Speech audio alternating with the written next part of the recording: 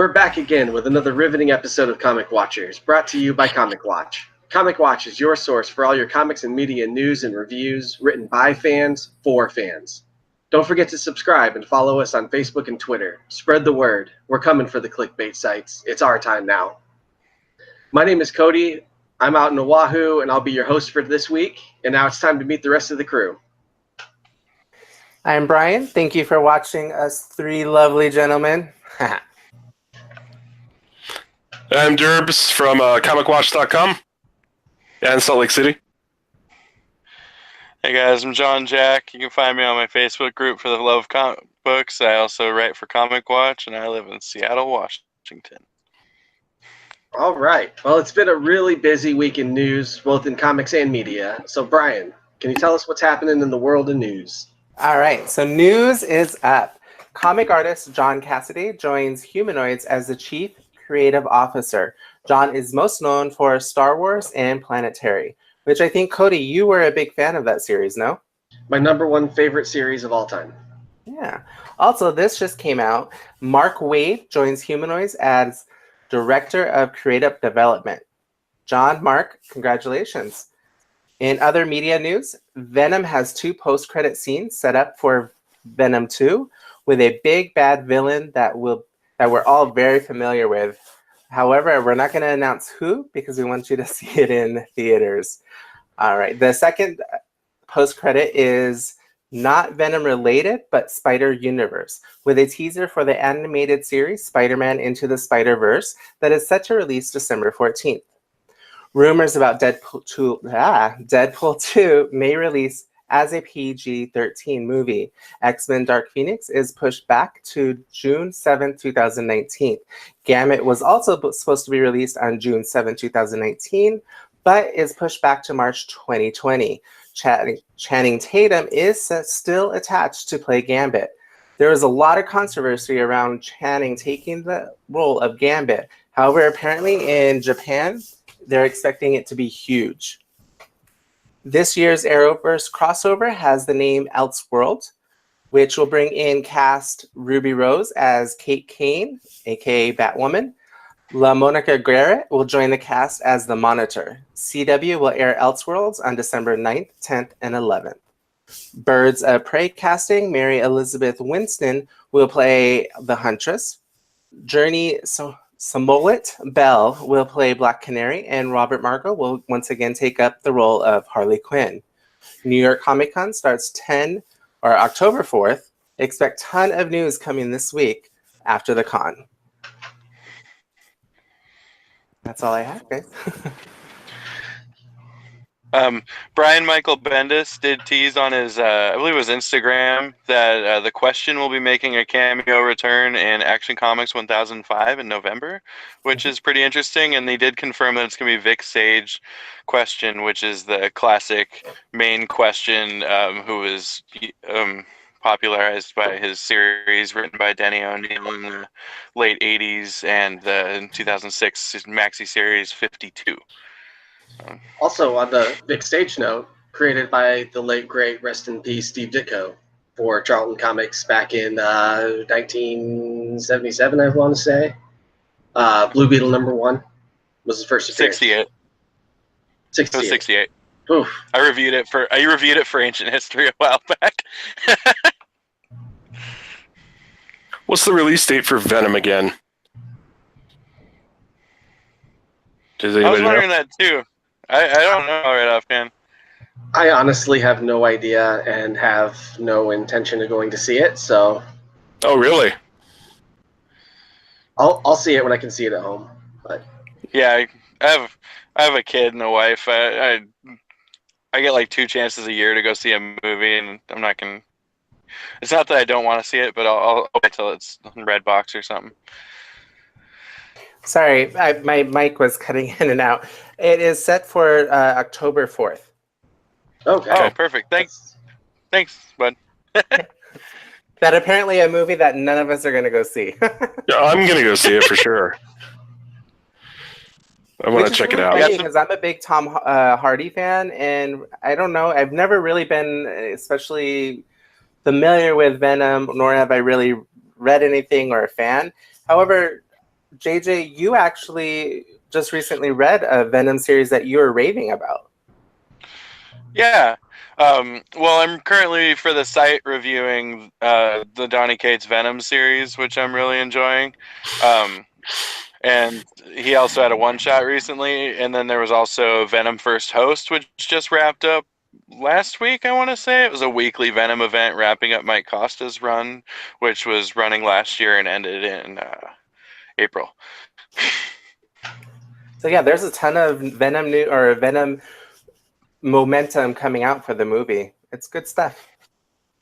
The people who are going to watch it should tell us what you guys think. Or in Derbs, of course, you're going to give us a review, right? Yeah. I mean, I'd watch it even if I wasn't. So I mean, I like going to the movies. So. All right. I used to like going to the movies too, and we had the little one. Now it's much less feasible. Exactly. So, I want to touch real quick on the Arrowverse news. This idea of naming this crossover every year, the Arrowverse since 2014, and they established the second series and really created a shared universe. They have a crossover. Since it expanded into 4 series, the crossovers have been getting bigger and bigger, and now we've got Elseworlds coming, which when we got the news that Ruby Rose was going to be Batwoman, that we were going to get a Gotham City, that we're getting Nora Freeze and Lois Lane, the first thought for a lot of people was, all of this seems to make sense to be in Supergirl's Earth, right? That's Earth 38, whereas Flash and Arrow take place on Earth 1. Now I'm not so sure. Now I'm not so convinced they won't set this up as its own separate Earth in this multiverse and create, the potential for another spin-off into another Earth that they can play back and forth on. So I'm really interested in then casting the Monitor. For longtime DC fans, the Monitor is essentially what the Watcher is to Marvel fans. So you've got this character that is observing and maintaining the integrity of the timeline. So I mean, there could be some really huge ramifications coming out of this crossover. I'm really excited about it. Are you guys all caught up on the series? I am. If it's on the CW, I'm not watching it right now. Like any of it, Derbs? I gave Arrow a good shot. I really loved the first couple seasons, and then the Legends of Tomorrow, I made it through a couple episodes. It's just not my speed. I'm not saying it's bad, but it's just not my speed. JJ, how about you? Are you caught up? I've watched maybe 2 seasons of The Flash and like 5 episodes of Legends of Tomorrow. And I want to say I watched about 2 episodes of Arrow, and I could not tell you a single thing that happened. I love it. I'm behind, I think, a season on all of them, with the exception of DC Legends of Tomorrow. I think I still need to watch a whole season or 2 full seasons of that. But I like it. I think it's cool. I probably won't be able to watch it in time for it to air, but I'm definitely going to look forward to it when it's on Netflix. I enjoy all the series. To me, they all had kind of a down year last year, but there have been some change-ups that make me hopeful for this upcoming season. I will be reviewing DC Legends of Tomorrow and Arrow for Comic Watch, so you guys can look forward to that. We're going to be coming at you with a new format for Arrowverse this year, so hopefully it's a little bit more user-fan friendly, but we'll see. And that is it for news, unless anybody has any final thoughts. Good to hear. All right. Moving on, we decided to do our Spotlight book this week a little bit early, move it in front of our Comic Watch. So our Spotlight on this week will be on the highly controversial Heroes in Crisis #1, coming to us from Tom King and Clay Mann. Tom King writing, Clay Mann art. Essentially what you have and you've been building towards is this idea of sanctuary, which is a place for superheroes to go, to flee to get treatment, to deal with any kind of post-traumatic stress they might have, to deal with coming back to life after dying, to deal with any of these kind of things these kind of traumas that are created by wearing a cape and spandex. So we get word that something has gone horribly wrong. Somebody has killed everybody at Sanctuary. And that's what this series will be dealing with. Not only the whodunit end of it, but also the why and the kind of the psychological ramifications on the rest of on the rest of the superhero community. So I know we seem to be somewhat split as far as our reactions in the group. Why don't we start on a positive note? I feel like all eyes are on me. So I did enjoy it. I liked it. But actually, you know, and I say this constantly, I haven't been a big DC fan. We all know it's a broken record at this point. So for me, this is really cool because some of the characters that passed away in the issue, I never even knew. So there's two that I knew, and it was really sad because I really loved. Are we doing spoilers, guys? We should have discussed that ahead of time. I think it's been out I think long we enough have to do spoilers if we're going to talk about it. Yeah. Let's do it. It'll be a week and a half by the time this comes out, so Okay. or a week old. So for me, when Arsenal died, I was a little heartbroken because I love Arsenal. I loved that him in Titans when he was with Donna Troy, that little love triangle with Wally for a little bit. So for me, I was like, God damn it, guys! Why did you kill that one? Also, I know a lot of people are really enjoy Wally. I actually don't know Wally. I read the first volume of Mark Waid's run on Wally as the Flash, which was really cool. So I liked it. I enjoyed it. I know that people who are longtime fans of DC did not enjoy it as much because they felt like it's. Well, I'll let you guys say it. But for me, who's new to 2 years new into DC, I liked it.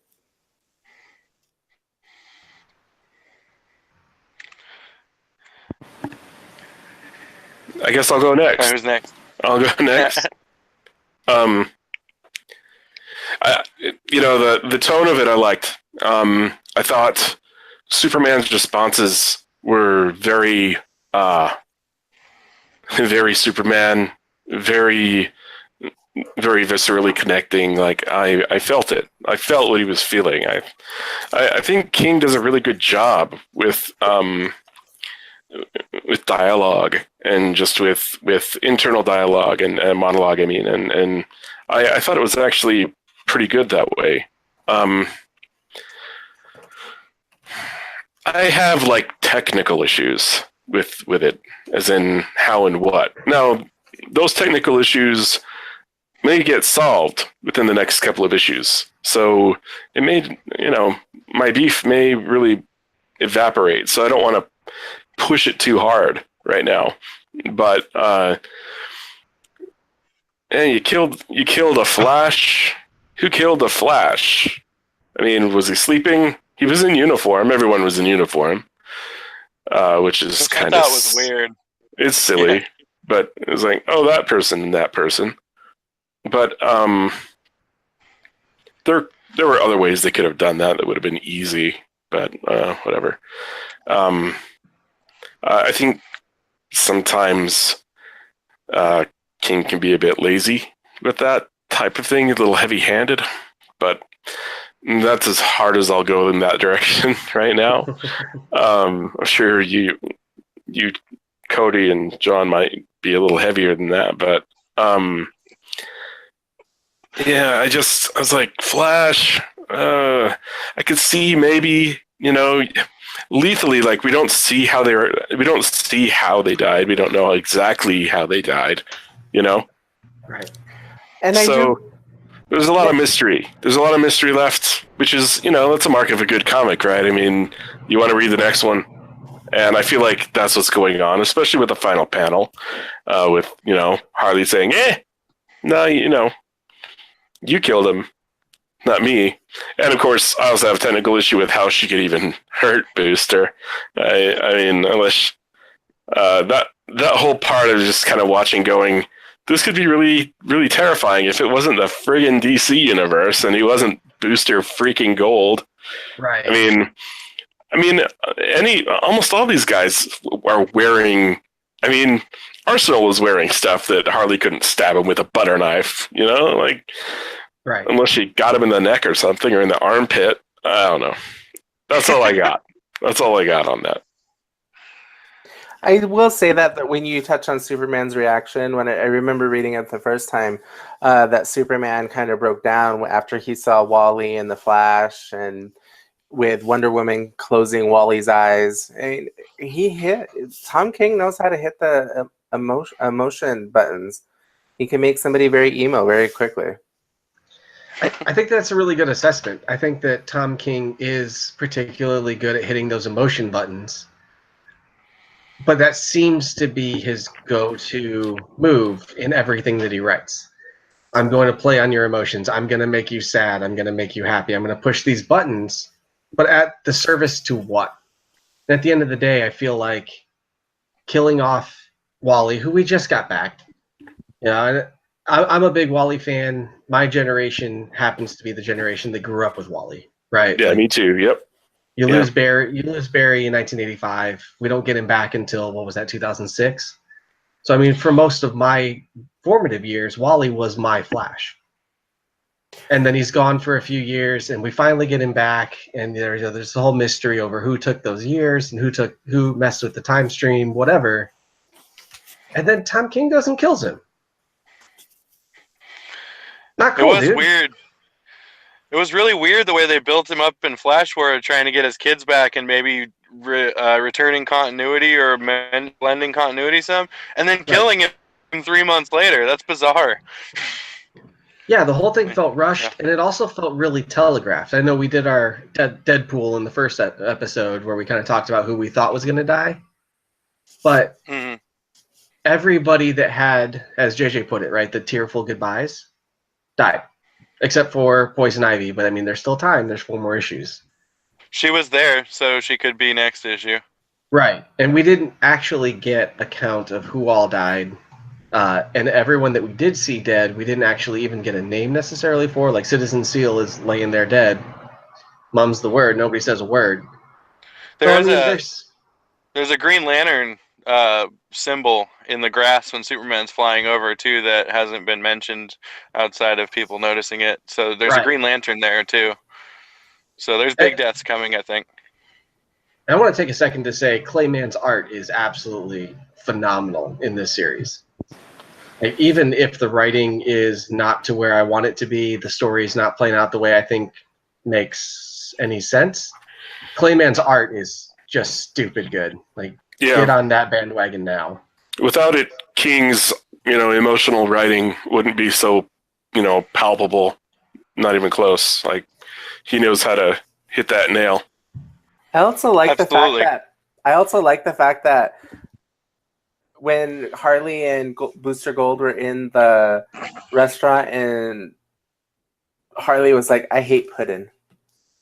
I thought that was hilarious. And one of the things that I love about having this group discussions about comics, even though we are somewhat divided on how we feel, sometimes, not all the time, that I'm actually thumbing through the book right now to see what, like, the Green Lantern symbol in the grass, because I didn't see it. So I'm like, what? I missed that?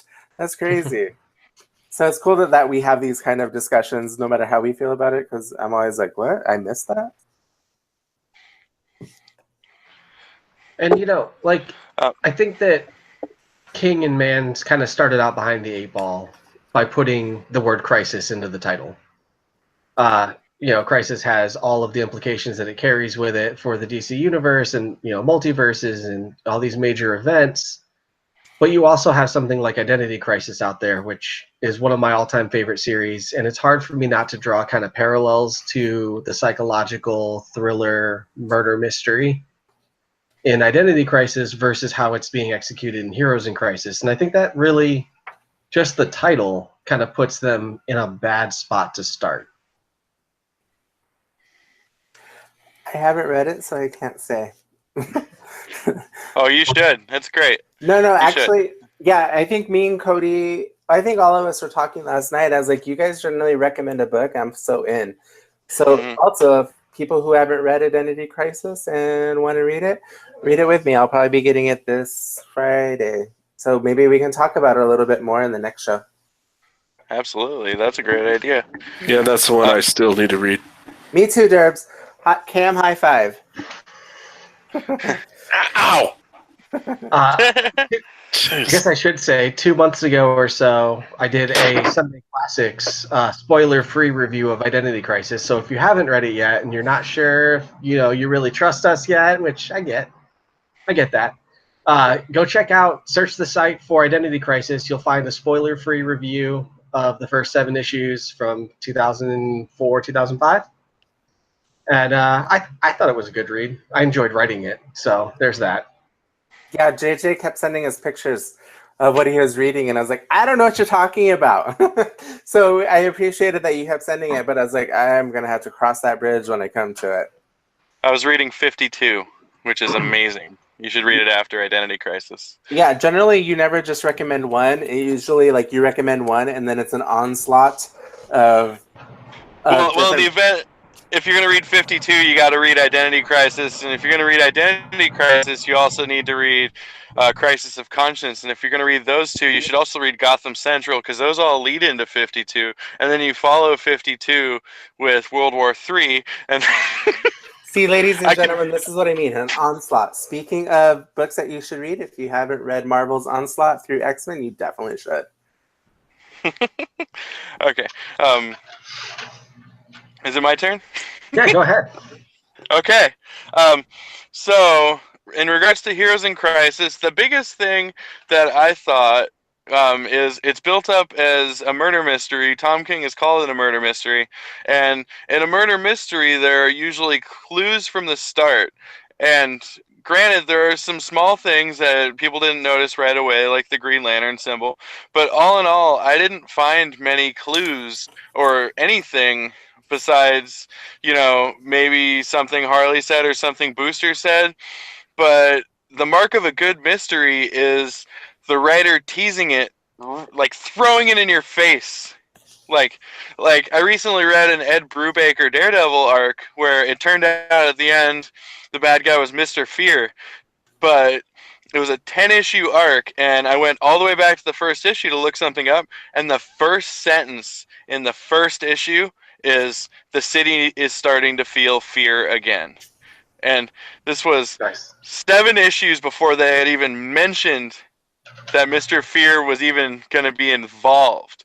And that is a mystery. To me, this is just showing me 5% of the story and then saying, I'll tell you later, which isn't a mystery, that's just a partial story. That's just an arc. Part of the problem is with Tom King detractors versus Tom King enthusiasts right now is when you read that first issue and the fans are immediately, this is the greatest, this is great, this is amazing, this is beautiful, this is Eisner quality work, and anyone who says a bad word about it, oh, you got to read the whole arc. You got to figure out where this is going. But I can say that Heroes in Crisis has been expanded by a couple issues and has a couple tie-ins now. So for me, I'm not hooked by the first book, which was $4. Am I to buy the other 6 or 7? Am I digging a $40 hole to find out if I'm into it? As Derb said, it really bothered me the way that Harley was able to attack Booster Gold, because he should not be able to be attacked by just a conventional weapon. He's taken hits from Doomsday before. Like, he shouldn't be able to get stabbed with a butter knife. And granted, some of his systems could be down or something. It doesn't really matter, but Tom King is so far in the last 2 arcs that he's written Booster Gold into, which would be the Batman arc right before the wedding, The Gift, has shown that he has just a terrible voice written for Booster. He writes him as an idiot. He writes him as inept.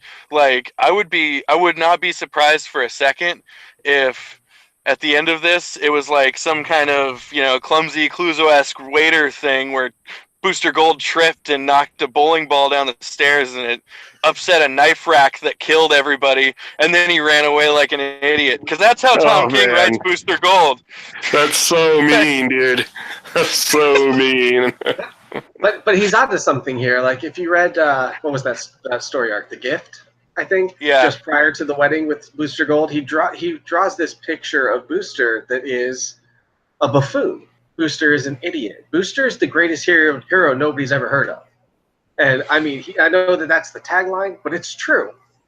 And I think that he has been written to that character so many times by, either Dan Jurgens, by Jeff Johns, by a slew of writers that have gotten it. And there's just nothing to me that indicates that Tom King gets Booster. And if that's the case, that's fine. But he's going to push this character out there. He's writing a Blue and Gold series. And he's writing a Blue and Gold series coming up, which is tough. That's tough for me to even wrap my brain around. It offends me. Sorry. It greatly bothers me. I've despised everything he's written Booster into so far, especially since the Booster Gold arc he wrote was immediately preceded by an excellent Booster Gold arc in Action Comics from like 990 through 998 called Booster Shot, which was Dan Jurgens who created the character. So, but, and most of the characters that were killed off weren't even mentioned by name, which really bothered me. Like, you had Citizen Steel, you had, how was that kid from the... But most of these people haven't even been seen in continuity at this point, and suddenly they're all dead there. Like, Hotspot, the way he teased up his tagline, just so that Superman go, what was his tagline? It's like you added, and not to mention Hotspot's talking about stuff from JLI, which is a completely different continuity. That's friggin' 2 reboots ago. That's a good point. But, and any of them, like, Bluebird has to mention that Blue Jay has to mention that he shrinks. So that way, when you see him shrunk, you are confused. It's exposition hidden, or it's thinly veiled exposition masquerading as emotional moments in order to give you responses later. Although I will say, the panel of crows eating Blue Jay is friggin' holy crap. That's some dark stuff. Like, and I do agree that the art was just unbelievable. Clayman is just great. And, I would have liked to have seen some more of Sanctuary and what it's all about, because at this point, we've never seen it as a functioning place. We've only seen it either hinted at or in tatters. Like, we have no idea.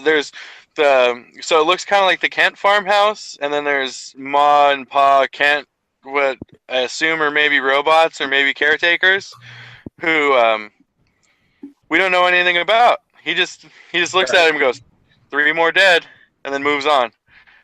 Like, it seems like pretty sterile the way he's walking through and going, 5 confirmed, 2 more confirmed, 3 confirmed. I did like the way that he looks down at Wally and Roy and starts to say, Wally, Kid, Flash, and Arsenal confirmed. Like, there was something there. I'm not a huge fan, obviously, of the writing, but I thought that the way he wrote Superman, like Derb said, was really, really pretty spot on. Like, I can see Clark responding this way. So, for what it's worth. It's not all negative. It's not like I reviewed a book for Comic Watch. It's not like I gave it a 2 like Newsarama did. Yeah, calling you out, Newsarama. You gave it a 2? Damn. Clayman's art is worth more than a 2. Yeah, really. but it graded out to a 6.2 for me, which is, I think, maybe the lowest I've given a comic to date. Did they give it a 2 out of 10? 2 out of 10. 2 out of 10. What the crap? Yeah, I mean, I get not liking it, but damn, that's I understand maths pretty well, and that just doesn't add up. Well, I mean, all for nothing, everybody has their own opinion, and they may have not liked it. Other sites may have really liked it. For me, it was a solid 8. I don't want to harp on too many people and what other people have rated it. I mean, because the reader is what the rest of the readers is what matters, not what necessarily other sites say. I am No, very sure. interested to see where it goes. I will keep buying it. Like JJ was talking about the money sink, and that is a growing concern in fandom. But it also happens to be crossing over into Green Arrow next month, or next week, actually, Wednesday, tomorrow. What day is it? Today's So, day. so I'm really looking forward to seeing what Julie and Shauna Benson have to do with this storyline and the ramifications of losing Roy and what that's going to do to Ollie. So I mean, there's a silver lining here, and I will follow it out, and I will read the whole thing. I just am not as excited as I was 7 days ago. Do we know how often Heroes in Crisis will be released? Is it every other? It's a monthly, I believe. Okay. I believe. I hope, because I'm reviewing it. It's a lot of work.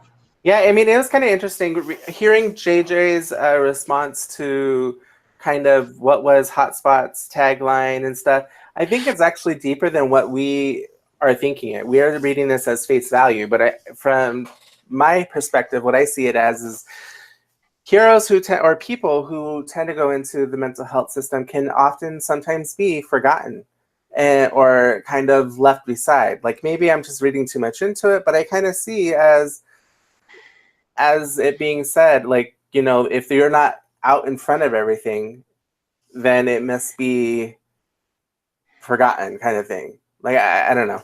It was interesting to read that part or hear your explanation from that.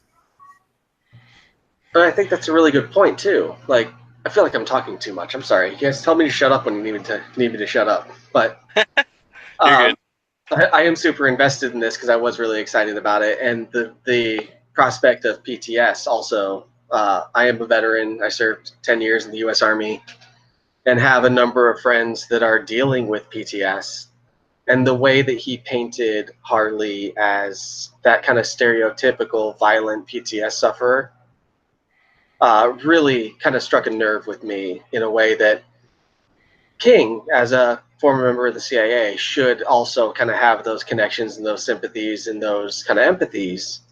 And it felt lost to me in kind of a ham-fisted, heavy-handed kind of way that bothered me. The more I read it, the more I was bothered by it. I do feel kind of that we did realize that Sanctuary is somebody who deals with PTSD, and I do want to say that there's many, many forms of PTSD. I thought it was kind of interesting seeing everybody's go through their therapy. Some people seemed to be in denial. Other people's were kind of like, yeah, I need this help.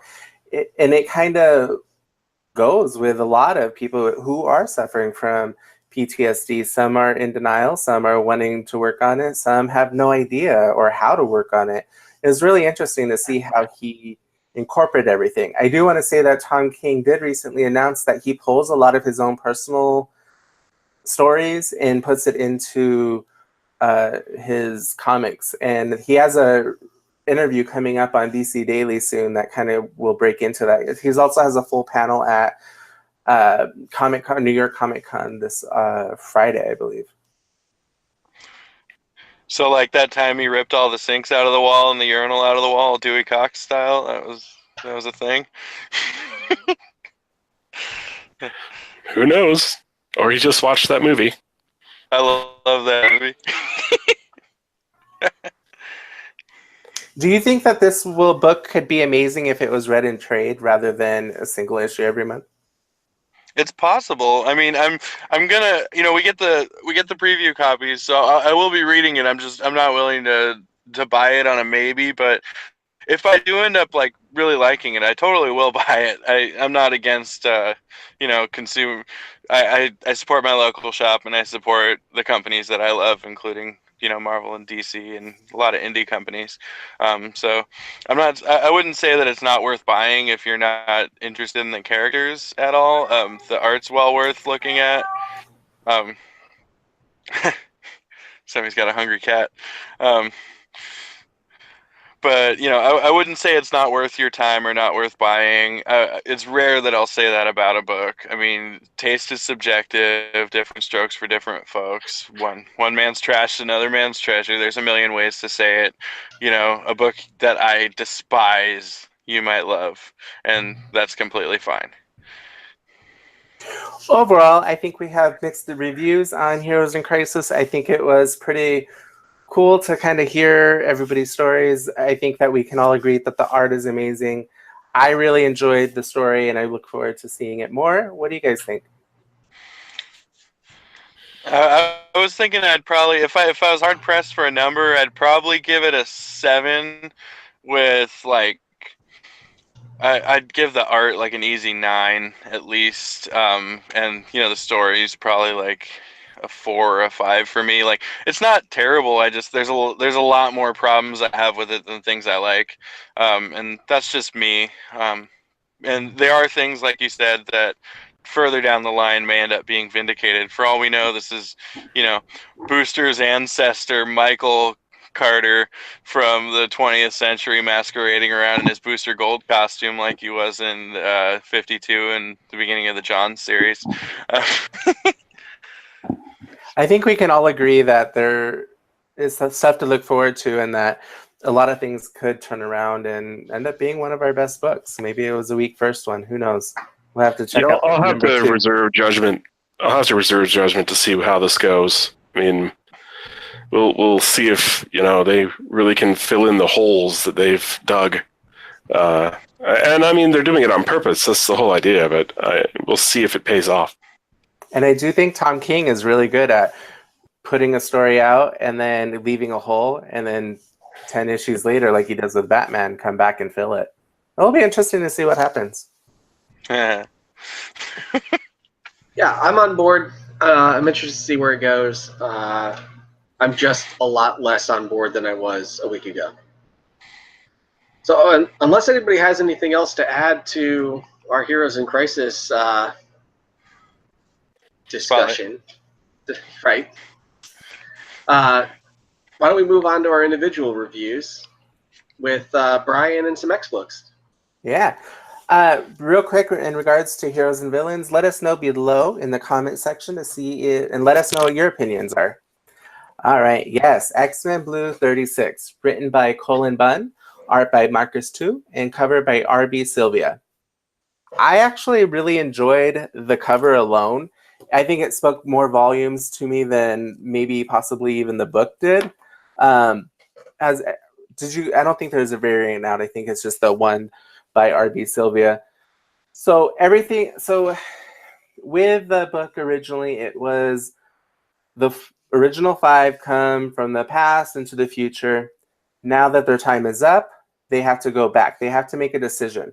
But in order to make that decision, what had to happen is that they had to go, or Jean called a meeting, and it was back in the first place where they first fought off the X-Men, when the X-Men fought off Magneto, were the missiles. Everybody remembers the iconic first battle of the X-Men in 1963.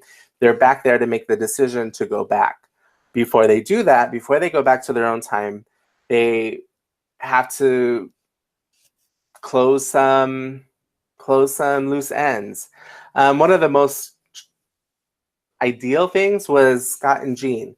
Scott and Jean end up going back together, and Beast and Bloodstorm is watching all of this, watching their relationship come back together. Beast comes to her and is kind of like, I know from experience, when it comes between those two, there's nothing that comes between them. It will always end up happening. Right before they end up coming back to when they end up going to their main stable, they end up seeing a news flash of Magneto and the evil Brotherhood of Mutants attacking Summer, and they're like, well, we have one more chance to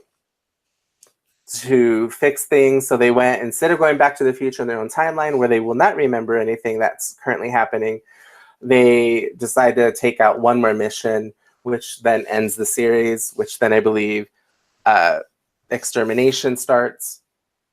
The only thing that was kind of interesting about that, I feel like X-Men Blue 36 or X-Men Blue writers and Extermination writers aren't talking because, as we saw in the first Extermination, that Bloodstorm died after what presumably was a date between Scott and Bloodstorm. Yet she just saw, or they in the last issue of X-Men Blue, Bloodstorm sees Scott and Jean back together.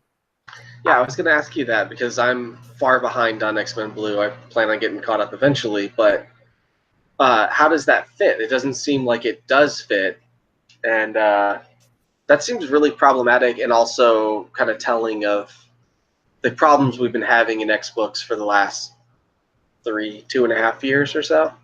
Who's writing Blue? It Colin? is Colin Bunn. Sorry, you just said it. That is interesting. You know, all in all, it kind of feel like all the X books are all over the place. Sometimes they'll add some of the crossover characters, but it really has been all over the place. As a big X-Men fan, it's kind of like what's going on here. But overall, I really actually enjoyed the closing. My favorite run has been one of the blue, or is been Blue, just because I like Jean, I like Scott, I like the original 5. As somebody who hasn't grown up with them, or the original 5, they were already like in the 90s when Jean had that one suit that had her hair in a pony from the animated series, to now. So we've always heard so much about the original 5 for years. Like, you're just bombarded, and we sometimes hear that's the greatest duo, what started it all. So seeing them come into our future and see what it would be like with them having iPads or the things that we have, it's been really cool for me. But I do agree that they need to go back because there's no other place for them to go with this story. The original Jean is back. There's already a Beast. There's already Angel, which coming up seems to be maybe a bad guy, maybe a good guy. Cyclops is dead. Whoever knows. Who knows where this is going to go? But unfortunately, what I would love to see as an X-Men fan is them go back and not necessarily relive the stories that they had, but maybe have a whole new set of stories that were untold or something. Who knows what's going to end up happening? But overall, I actually enjoyed it. It was a good closing, but I'm also glad that it's ending along with Gold. That would actually be really cool if they did a series following the original 5. Yeah. I feel like the Stan Lee issues from the original 5 or the first 40 issues or so of X-Men, which are all written by Stan Lee, and 66 and the first 21 are written, or 19 are written by Stan Lee. Well, 19. by 66, Havoc has joined and Polaris has joined. I was talking about just the original 5. Yeah, but they're not really joined. I don't know. It's semantics, but yeah. They come and go. Just like Mimic came for like 2 issues and joined and then left. So, I mean, I think up until X-Men Giant, they kind of were the consistent. They would add like little characters for a couple of issues and then they would leave or whatnot. Right. But what I'm saying is it would be interesting to get a updated take on those because the issues do kind of suffer a bit from feeling kind of dated and feeling they're a little super duper dense, which Stan Lee was kind of bad about, but he was really bad about it when he had 5 or 6 characters on the page. Every character has to talk almost every panel, so you end up with like entire paragraphs to read in one page. So it's a little tough to read, I feel. Yeah, and then on top of the art, they had to like have their cliff notes of describing of what they're doing as Angel flies to the event. Well, yeah. That was always one of my biggest complaints about reading the original series. I think I'm up to where Polaris joins the group. And then I ended up... Oh, those are great. Yeah, and then I ended up joining Comic Watch, and then I'm like, have a stack of comics, this book that I have to read each week, so that went out the window pretty quickly.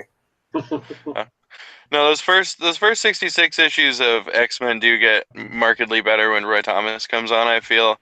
Although the Steranko issues a little earlier on are great, actually. Also, if the more you read Silver Age books, you will start to learn to ignore all editor's notes because they're almost always just exposition.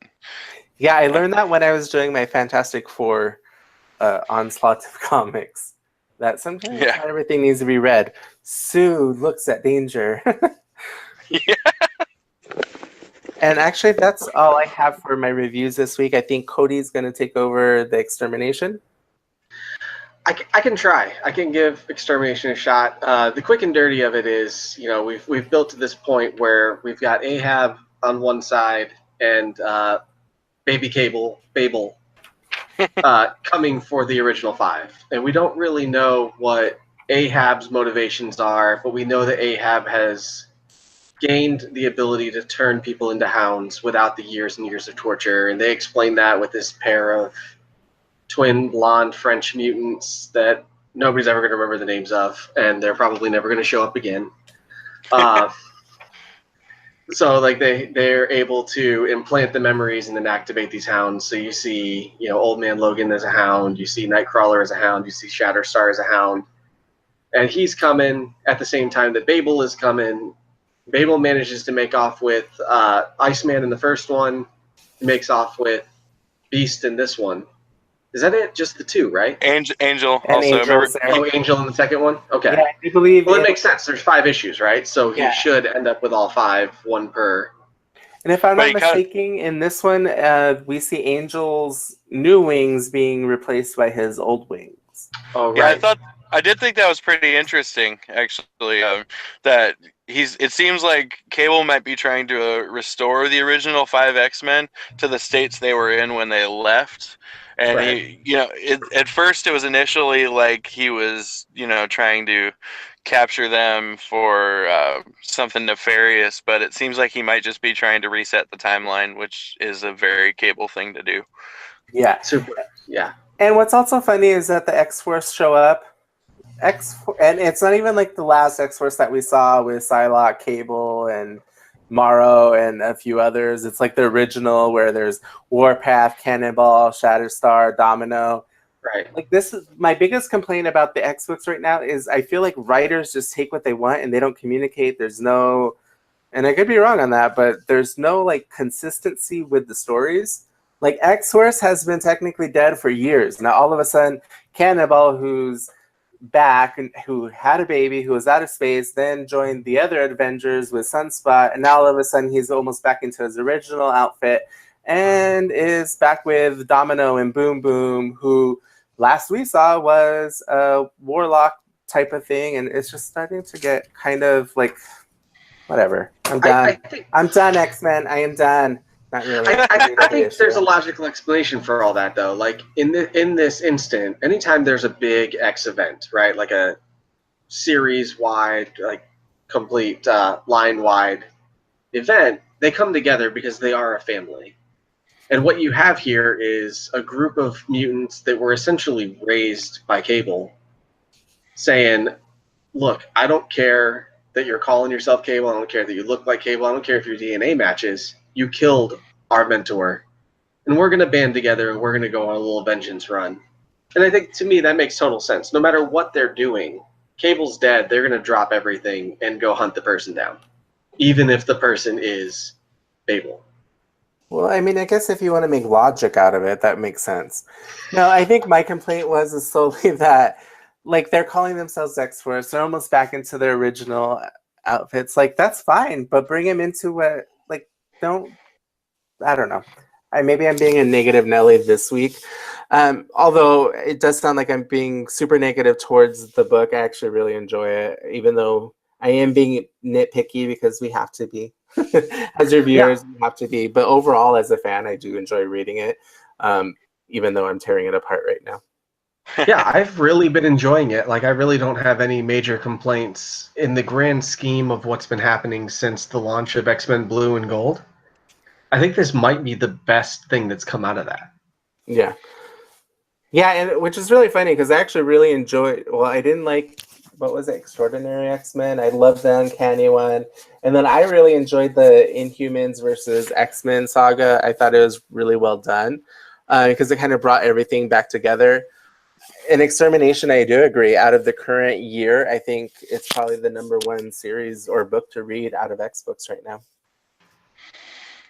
And I do think it's a good way to end all the series with a big old line-wide crossover, even if it doesn't quite line up with the goings-on of all the series. And I do feel like it's going to feed into the relaunch, and I believe it was November, with Uncanny X-Men. Yep. Yeah. And what I think is happening is that what I feel could have been happening is I feel like the endings in a lot of these books are being rushed.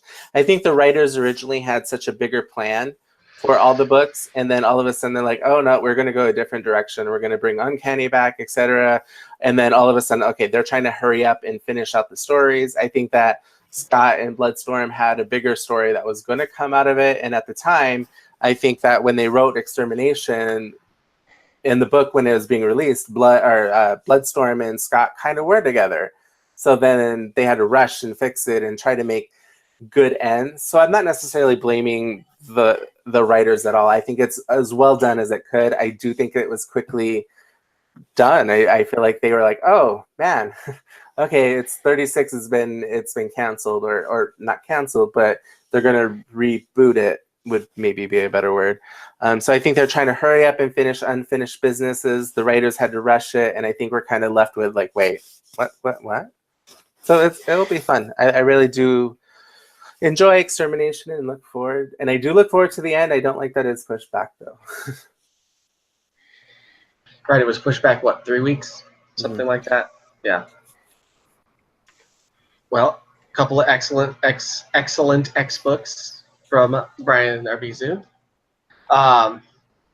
Derbs. Our man Derbs is a little under the weather today, so we're trying to kind of take it easy on him. But you got some stuff for us, right? Yeah, I mean, I'm fine. So I've got Titans number 26, and I'm just going to start with a recap. I know I've been a little bit harsh on Titans. I think they're suffering from some bi-monthly fatigue. You just kind of see that with the writing sometimes for these bi-monthly releases. But I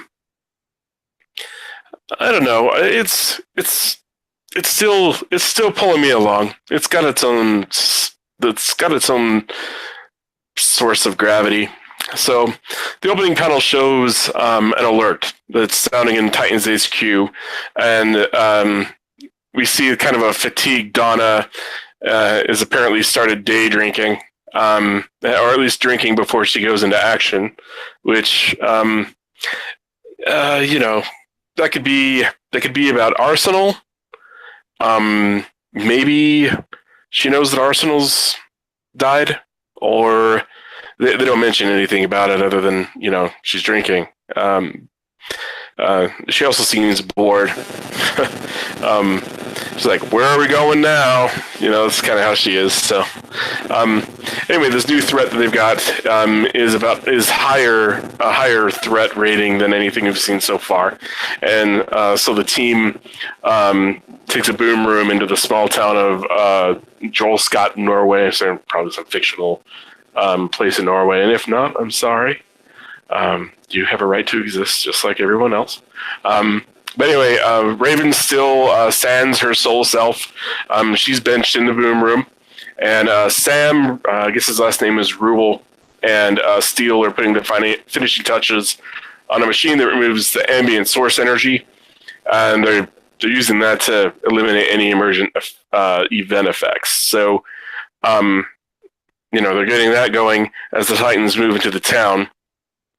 They're all affected by this psionic energy that's causing them to feel dread. They think it's their own emotion to start, but they start feeling it worse and worse. And then they get ambushed by amorphous blood monsters. Oh no! Oh, no! Yeah. Oh no! Oh no! Right, exactly. But these things being business, they're really trying to murder the Titans. Beast Boy gets hit really hard, bloody, isn't able to shake the pain off. He goes berserk, enough such that, he's basically committing suicide. And then you've got Miss Marvel. McGann is hit really hard, whacked into a nearby farmhouse. Steel slams into the fray from the boom room. Basically removes Beast Boy so he doesn't die in his frenzy. And Miss Martian comes to, but she's really shocked by the power that hit her. It kind of freaks her out because she's a tough lady. Anyway, the negative psychic energy kind of messes with her while she's in that state. And she loses like her ability to hold her shape-shifted self together, and she becomes her white Martian self, and she screams. And it freaks out because everybody's connected to her psychic link, and it freaks them all out. And the telepathic link goes down. Boop. It's gone. So they have to switch to conventional communication, and Steel holds the line while Nightwing and Donna go to recover McGann. And apparently, as Steel and Sam talk while this is going on, they figure that the amount of source energy used to hold the blood abominations together and control them basically is minimal. So removing the energy from the area is having little effect. Steel orders Sam to release the energy they've stored, and the resulting explosion just snuffs out the remaining energy controlling the monsters. So just boom, and they all just disappear. And what's left are the mysteriously clothed dead people. There's about 1,000 of them or so. That were somehow, they were all ritualistically sacrificed to become these big amorphous things. And so, I don't know why they're clothed. I mean, you see a guy in his full farmer pants and shirt, and it's just, weren't you just a big, horrifying monster? It's the Brother Blood cult. Yeah? Yeah, Brother Blood cult. Okay, yeah. So you're talking about a bunch of amorphous blood abominations that are trying to kill Titans. Yeah, but they've just been attacked. They haven't made the blood cult connection yet. I was about to get there. So in the aftermath, they know that the blood cult is searching for the same source energy that the Titans are searching for, and that they've successfully weaponized it, at least in this specific way. In the last issue, they said that they were going to be able to weaponize it across the multiverse, so who knows what else they can do. But I mean, it's pretty strong. The Titans are really, they were making it such that the Titans are possibly going to die. So that's pretty tough.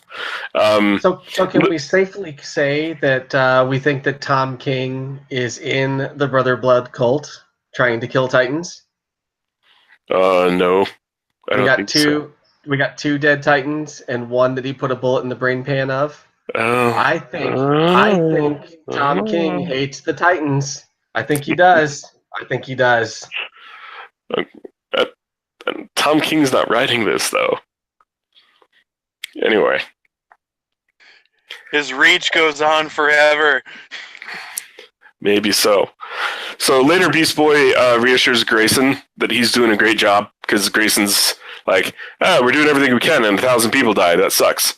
But Beast Boy's reassuring him, and, whatever. Sam and Steel are just jabbing each other back and forth about who's smarter, who's better at, technology. That And was actually one of my favorite panels, is them two going back and forth. Yeah. I mean, they had it earlier on too. The dialogue is good. Dialogue is really good, actually. McGann checks in with Sam because she's like the toughest and he's the weakest, and she's kind of ribbing him a little bit, trying to be human. It comes off awkward, but that's McGann, right? And slash, she's kind of the place sitter for Starfire, but we won't talk about that. But she checks in with him, and he's like, "That's fine. That screech was scary, though, huh?" And she's like, "Yeah, yeah." And he's like, "Yeah, I heard that." And she's like, "Well, everyone heard that." And he's like, "Yeah, but I also saw it." So he saw her as the White Martian in her White Martian form, and he's like, "Your secret's safe with me." Kind of. He smirks there, but it comes off a little weird. It comes off a little weird. It doesn't come off like camaraderie, like, "Hey, your secret's safe with me." It comes off more like, "I'm going to put that in my pocket." I haven't read in a while, so it's a mystery. Like, nobody knows that McGann is a White Martian. That's the other thing. I tried to do some research online, actually, to see who actually knows that McGann's a White Martian, and also, like, if all of these Titans know about the whole White Martian, Green Martian war, and know that she's, that'd be a pretty forgiving lot. I mean, she's done a lot to redeem herself, and so I'm not exactly sure what all is going on with that, where it's come from and where it's going. But it could just be personal for her that she still hasn't integrated her. She has made some effort to integrate her White Martian self and kind of come to terms with it.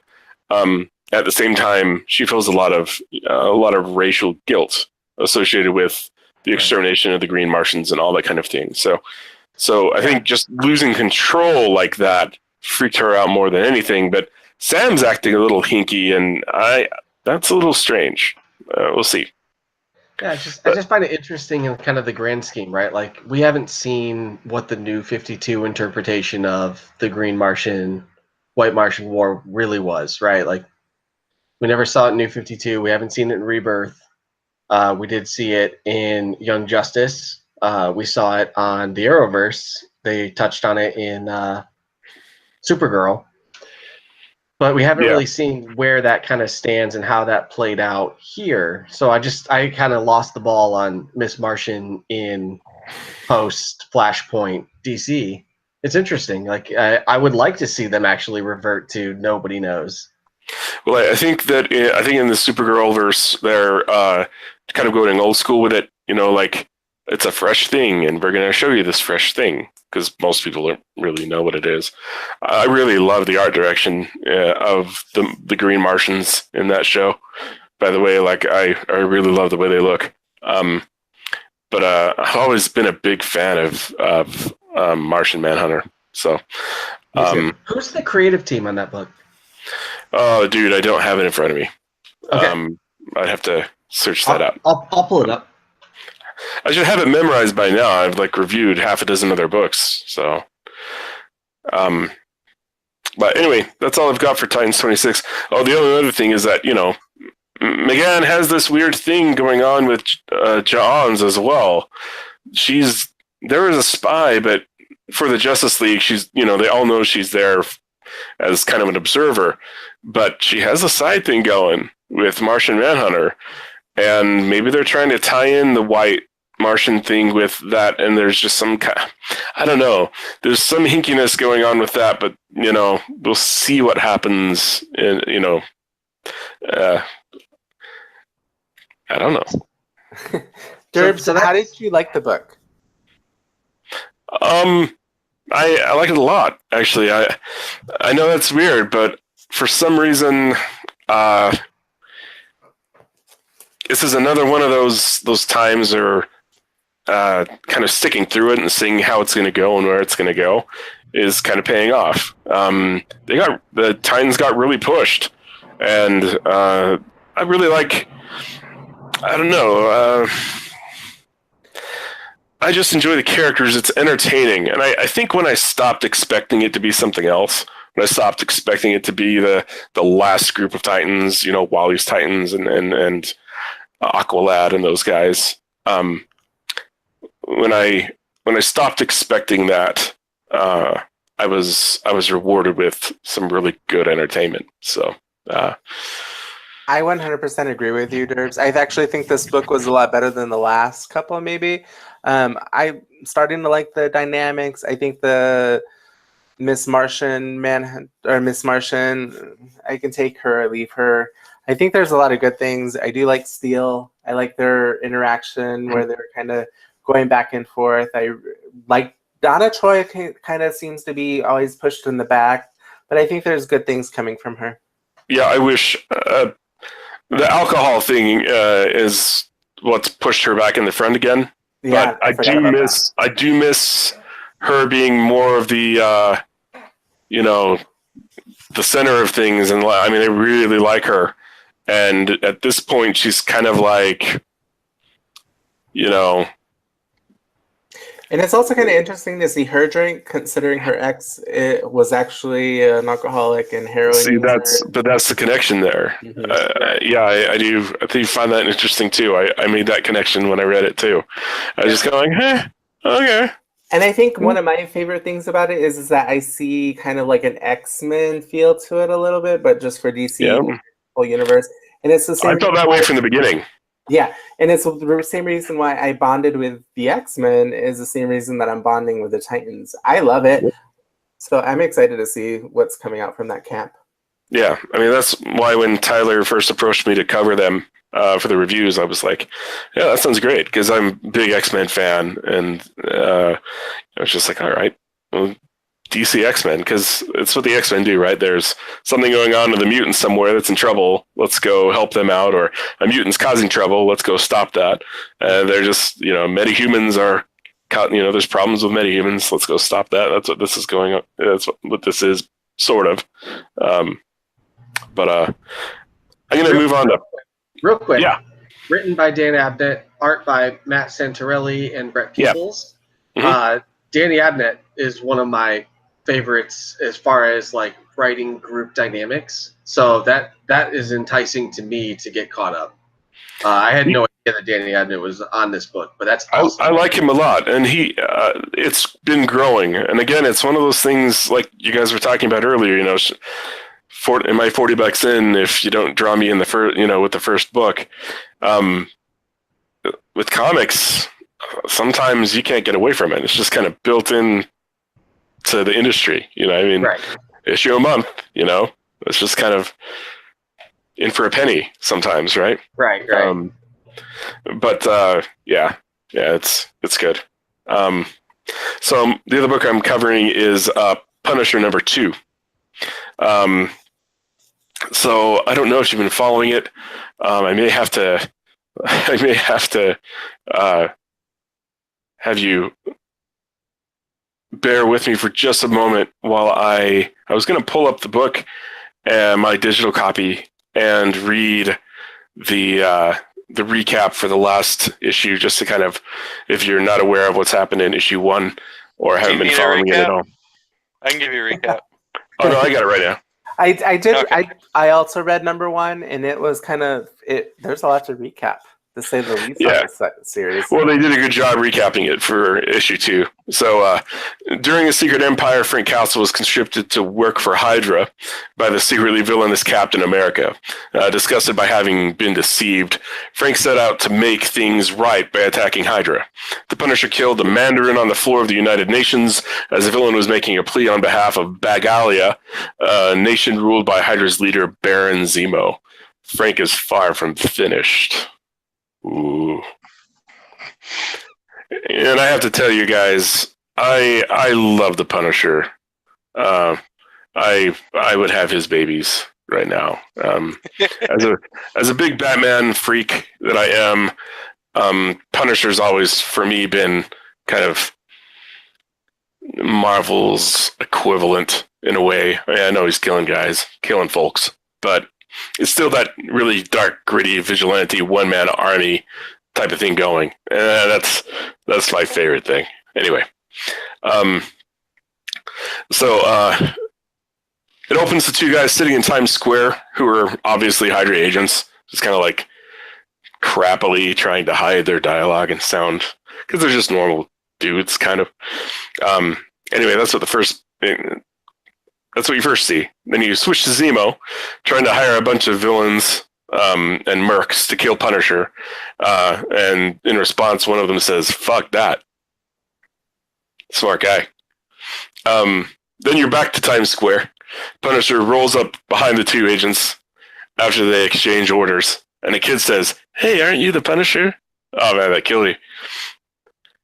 Frank shoots one in the back because the kid gives him just enough for them to, jump up and go. Frank kills one in the back, chases one into the subway, got him on the ground in front of everybody, chops off his freaking hand, like right below the elbow, in front of everybody. And somebody's, recording it on their phone. And the guy, squeals, tells him what the deal is with the note, that essentially Hydra's having everybody go to ground while the assassins do their thing. And he's threatening him even more, and he's like, chop off one head, two grow back, and Punisher says, "Let's find out." And he chops his head off, like right there, decapitates him right in the subway, and disappears into the ventilation system. So the cops. I'm shocked nobody's done that yet with it, because that's Hydra's tagline is "Kill one, two take its place," or "Chop one head off, two take its place." I'm surprised nobody's done. I've never seen that, but I'm maybe they have. Maybe they have. I don't know, but Punisher's the guy to test that one out. So next we see Frank at a safe house, and he gets ambushed and attacked by S.H.I.E.L.D. agents. Frank, puts smoke out, is out the window, falls on top of a van that presumably, it's pretty obvious, it's not an unmarked van, it's where the S.H.I.E.L.D. agents piled out of. There's a phone on the seat, and it's Nick Fury calling. So Nick obviously ordered the van to be parked underneath the window because he knew that's where Frank was going to jump out. And he ordered them to put the phone there because he knew that he was going to use that as the escape vehicle. And so, Fury's a smart guy. And they have a phone conversation. Understatement of the year. So they have a chat. It's pretty sort of friendly in their way. And, but, Frank basically tells him to fuck off. And then all of a sudden Luke Cage steps out right in front of the van. Boom. Frank goes through the window. And Bloody just starts shooting at Luke, which doesn't make much sense, right? And Luke keeps moving forward. He keeps shooting Luke right up until Luke's got him, and he's just shooting him in the head at point blank. But he just did that because he knew it would dumbfound Luke, and he pops the grenade in Luke's t-shirt, jumps away, and boom, Luke loses another shirt. And then Iron Fist pops out. Pow! In fact, the captioning for the attack is "Wapish," like very kung fu. He lays him out. Doesn't knock him out, but you obviously can tell he wanted to hurt him, but still talk. And while he's dead, he pops a grenade into a gas tank of a car that he's right by. The nozzle, and he starts to fight Iron Fist, maneuvering himself and Iron Fist away from the truck. And then once Luke Cage is close enough to the truck, he pulls his gun out and shoots the grenade. Boom. And Punisher's gone. Makes his way to a train, public transit, and he's totally, butthurt. He's hurt so bad. And Daredevil walks up, and he's just like, "Hey, what are you doing?" And he's like, "Well, I thought I'd stop and get some sesame chicken in Chinatown." And then Daredevil can sense that, the assassins are coming around, and they pull back and show like a couple dozen assassins jumping out of the train. And instead of fighting each other, that's what's going to happen next. That's it. That's how it ends. Everything you just said makes me want to, I already have the issues, I haven't read them yet, but it makes me want to go buy the book again. Oh, that's one of my favorite issues ever. It's like, that's what a comic book, like an action-oriented comic book should be. My only complaint is that I don't like Frank's face. Like, I don't like the way it looks. He looks weird, kind of scrunched and strange, and That's art by Sizemon Krasinski, right? Yes. But the cover, he looks like Dolph Lundgren. I think they're doing some little nods to actors who have played him, but because he looks like I can't remember the name of the actor From Warzone. Yeah, from Liotta? Warzone. Mm-hmm. Oh God, who was that? Not Ray Liotta. Not Ray Liotta. It's Anyway, from Spartan. Oh God. Okay. Anyway. Yeah, the cover was done by Greg Smallwood. So I do have a question for you, Derbs. I got the first one. I wasn't completely sold, so I didn't pick up the second one. Do you think that the second one is better than the first issue? well, it's setting it all up. So I mean, it just depends on what you define as good. I thought it was great. It just depends on what you're looking for. Without it, you couldn't have the second one because it's just setting everything up. So they're setting you up for the. They're kind of getting the politics out of the way and setting the scene in the first one, so you can actually have that fantastic stuff in the second one. So, okay. So you can't have one without the other. Yeah. Again, it's that argument of, should I buy the second one if the first one didn't get me? Well, I've been finding that more often than not, you're going to kind of have to, or figure out another hobby. The only other thing about this one, even though I didn't like the way his face kind of looks, it's always in the dark. It's always in shadow, or it's only in profile, because they're trying to let him have this mystique. It's like he's wearing a cowl. He's a psychological threat just as much as a physical one. Frank is a monster. Frank is an army.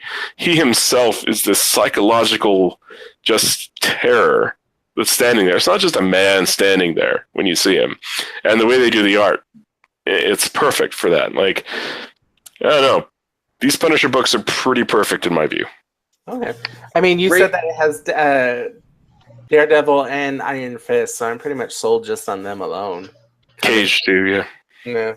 Oh, Luke Cage. It does seem like they're setting up Donny Cates' Marvel Knights miniseries, which kicks off in about a month and a half.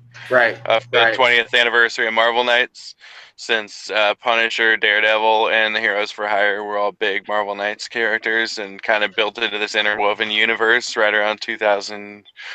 2000. Well, I guess it started in 1998. Yeah. But it started really kicking off in like 2000. Yeah. I just think really it's just they were the assets that Fury could get his hands on because it's all going down in New York. So, in New York City. So, I mean, maybe there is something at large going on with that, but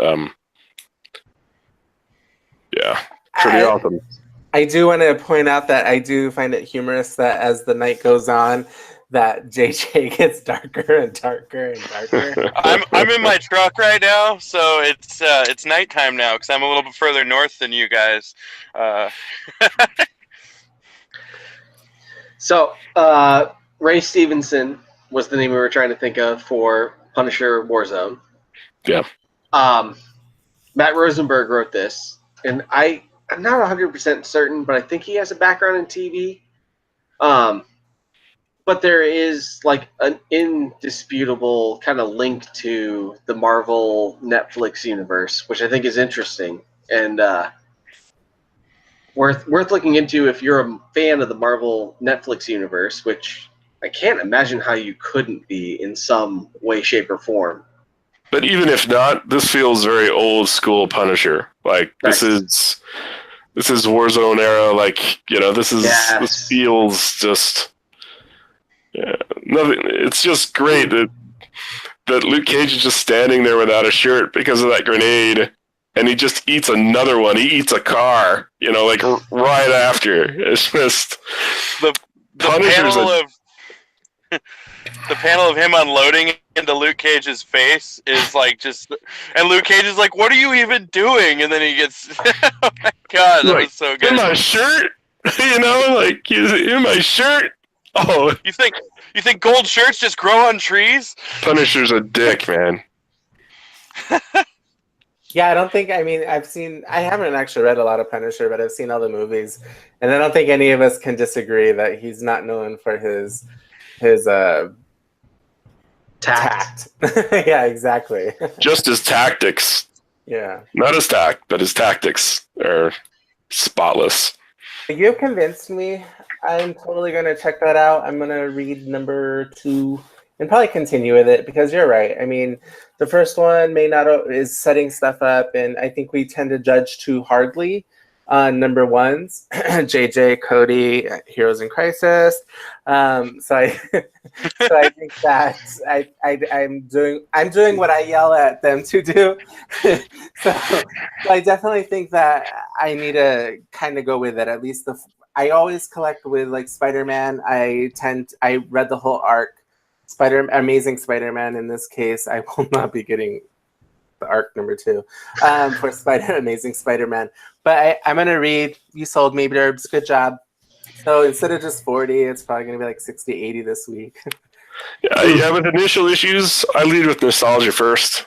You know, if my nostalgia puts me in the door of a series, then I'll, I'll kind of stick it out. Every now and again, I'll reach for something that I'm not too sure of and get disappointed. Kind of like, so Justice League Dark is cool, but it's not my thing, but I risked it anyway. But I cancel it out of my hole just because it's just not. Magic is like my least favorite subgenre of the superhero universe, and so I was just like, this is cool, but I'm not gonna pay for it. What? No, I actually agree with you. Magic is my least favorite form of superpowers, but I actually really love Dark. Like, I like the monkey, the detective monkey. I don't know his name. Bobo. Bobo, Detective Yes. Chimp, my buddy. I really enjoy the series just because of his one-liners. I actually really enjoy Justice League Dark. Yeah. It was enjoyable, but I just... That's one of my reviews, actually. You'll see. Actually, we won't see. You're completely dark at this point. Well, I'm sorry, it's nighttime. I'll just put the cover up and leave it there. God, I can't see me at all. Wow, Yeah. It really is dark. So Punisher 2 sounds fantastic. It's Matt Rosenberg. My lock of the week. The shoe-in of the week. Shoe-in of the week. So I have recently been accused of being the negative Ned the Head on this show. Not by me. Not just you. Not by me. I am fortunate enough to have 2 books this week to review that I adored. Absolutely loved, start to finish, cover to back page ad. I mean, just brilliant books. X-Men Red, Doomsday Clock 7. X-Men Red. It's Tom Taylor. It's Carmen Carnero. I love Carmen Carnero's art. I think that she is just an absolute superstar in this industry. You've got Maguire faces on Hitch backgrounds. I mean, it's just brilliant. So, X-Men Red 8, X-Men Red 7, if you happen to follow my reviews on Comic Watch, was one of the lower rated of the series. There was a lot of things happening that felt rushed. The pacing was off. Everything that happened in Red 8 really redeemed everything that happened in 7. So you start out with Cassandra Nova. She releases her Sentinite Swarm, which are, little itty bitty microscopic sentinels created by Forge that can get into your head and alter your way of behaving. So she releases these swarms, and there are a butt ton of them. They never say how many, with millions, billions, who knows. There's a shitload of them, and they're headed to all the major population centers, not just in the U.S., which is kind of the X-Men realm of operations, but they're headed global, which is one of the things that has set X-Men Red apart from previous X canon. So they're headed out everywhere, and you've got this weird group of X-Men You got Jean Grey. You've got this new character, Trinary, who talks to machines. You've got Laura and Honey Badger, Gambit, Storm, Nightcrawler. Sometimes you have Namor hanging around, and then you've got Gentle. And it doesn't make any sense. And that's been the big knock on it. It was like, this is a weird team. And all of a sudden, it's their moment to shine. You've got Trinary talking to the machines. You've got Jean linking her to these millions, billions, whatever, of machines that links her to Gabby, who feels no pain, so when her brain is destroyed and rebuilds, it doesn't hurt. It's this perfect storm that has clearly been building since issue 1. It is the mark of a great long game writer. In my opinion, I thought that Tom King set this issue up perfectly with the perfect team to stop this perfect threat. So, and Carnero's art is just absolutely gorgeous. Like, if you look at the panel of Storm bombarding Genosha with a tidal wave, Genosha's abandoned except for Forge and Nova. Real quick, Tom Taylor. Did you say Tom King? Yeah, it's Tom Taylor. I meant Tom Taylor. Pardon me. I was like, wait, hold the show. Something's wrong. You just gave Tom King Tom King on the brain. He's got you. He does have me. I am thinking more about Tom King. And actually, I'm looking at my notes in front of me, and it says Tom King on Batman 56, which I'm pretty sure is how I got incepted there.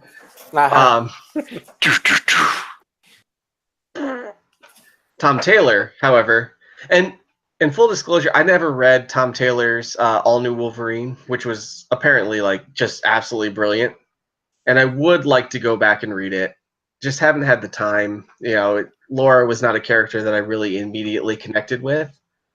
But now I'm reading Red and thinking, oh man, I really blew that. Like, I really should have been reading from day one, because Tom Taylor gets characters.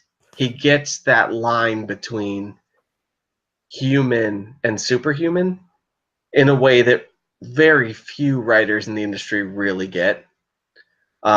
Could not have greater things to say about him. Could not have greater things to say about Carmen Carnero. If you're not reading X-Men Red, you're really cheating yourself. This is the best X book I've read since Scott Lobdell on X-Man, or on Generation X, I mean. Like, it's been probably my entire adult life since I've read an X book where I felt this connected to it. I do want to interject real quick. With All New Wolverine, I strongly recommend it. Most of the updates are on Marvel Unlimited. I would strongly recommend anybody, even if you're not the biggest Lauren fan, just the dynamics of the whole book with Gabby and even some of the Wolverine and Old Man Logan. Definitely recommend it. It doesn't surprise me in the least. Like that, and that to me is the differentiation between a great writer and a good writer, or an okay writer, or a passable professional writer. Tom King. In that he can make you really care about characters without making it obvious he's trying to make you care about characters. And Taylor does that. I love Trinary. Trinary is my favorite new mutant in a decade. And she's genius, and she's very well done, and she's heartfelt, and it matters. Tom Taylor, I love you. Unless anybody else has anything they want to throw in on X-Men. No, Red. No, I got some. Oh, go ahead. Yeah, I mean, it's an echo, but just reflecting X-Men Red glory through your eyes. Honey Badger is like one of my favorite new ones. Like the way I'll never forget her calling Namor Abslantis. Right. Like she fits that spot that just kind of that innocence, but yet ready to throw down, kind of. Like, I really think she's pretty cool. I really like that. Trying to think if there's, I mean, Trinary is great too. Gentle is kind of, I can kind of take or leave gentle. I kind of get the idea is this. He could go toe to toe with the Hulk, but he can't because it hurts. But now it doesn't. But it doesn't hurt so much. So now we have a guy who can, because of Jean's help, he can go toe to toe with the Hulk. But we don't know really why or how that works. I don't know. Whatever. Anyway, that's all. Yeah, actually, the one thing my only critique about X-Men Red, I'm a huge Jean Grey fan. Even back in the 90s when she had her big shoulder pads. Well, of course, everybody did back then. I don't actually like how Jean is written, but everybody else that's written is perfect.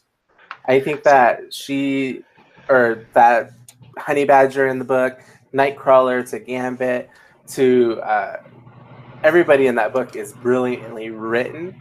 I mean, Jean is too, but I just feel like she's all of a sudden all powerful, fix everything. And it's like, whoa, she just came back from the dead. Give her a second. Like, she's still a little cray-cray. Like, I thought she was great.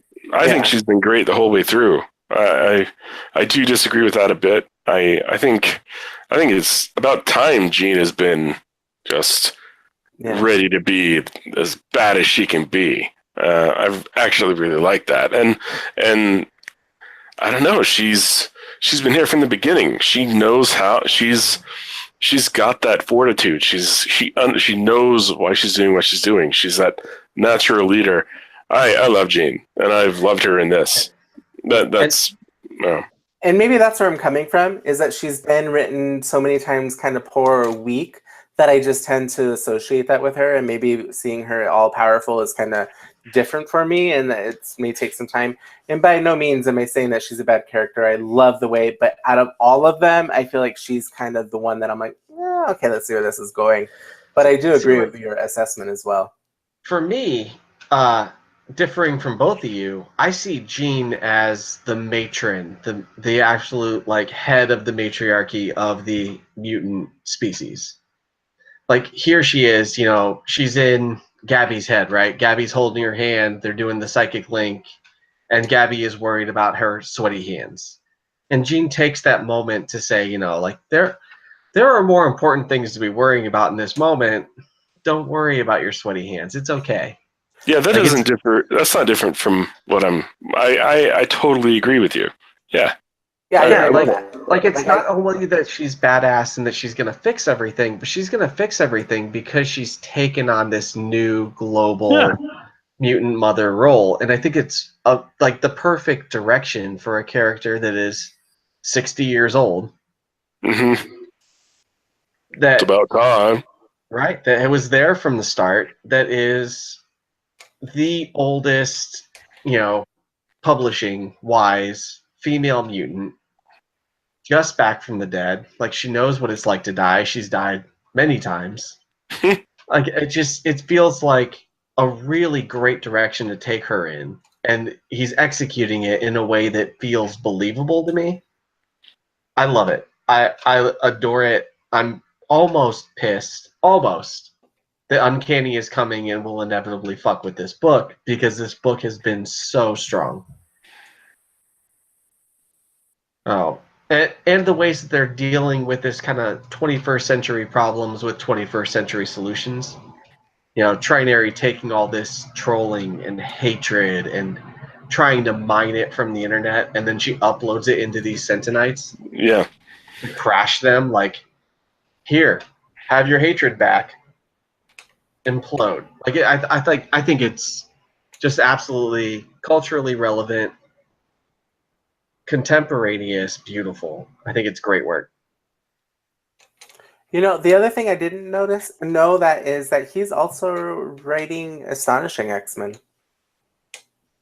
Is he really? Mm-hmm. I'm a little bit behind. Matthew Rosenberg, actually, the writer on Punisher, was the last issue I read.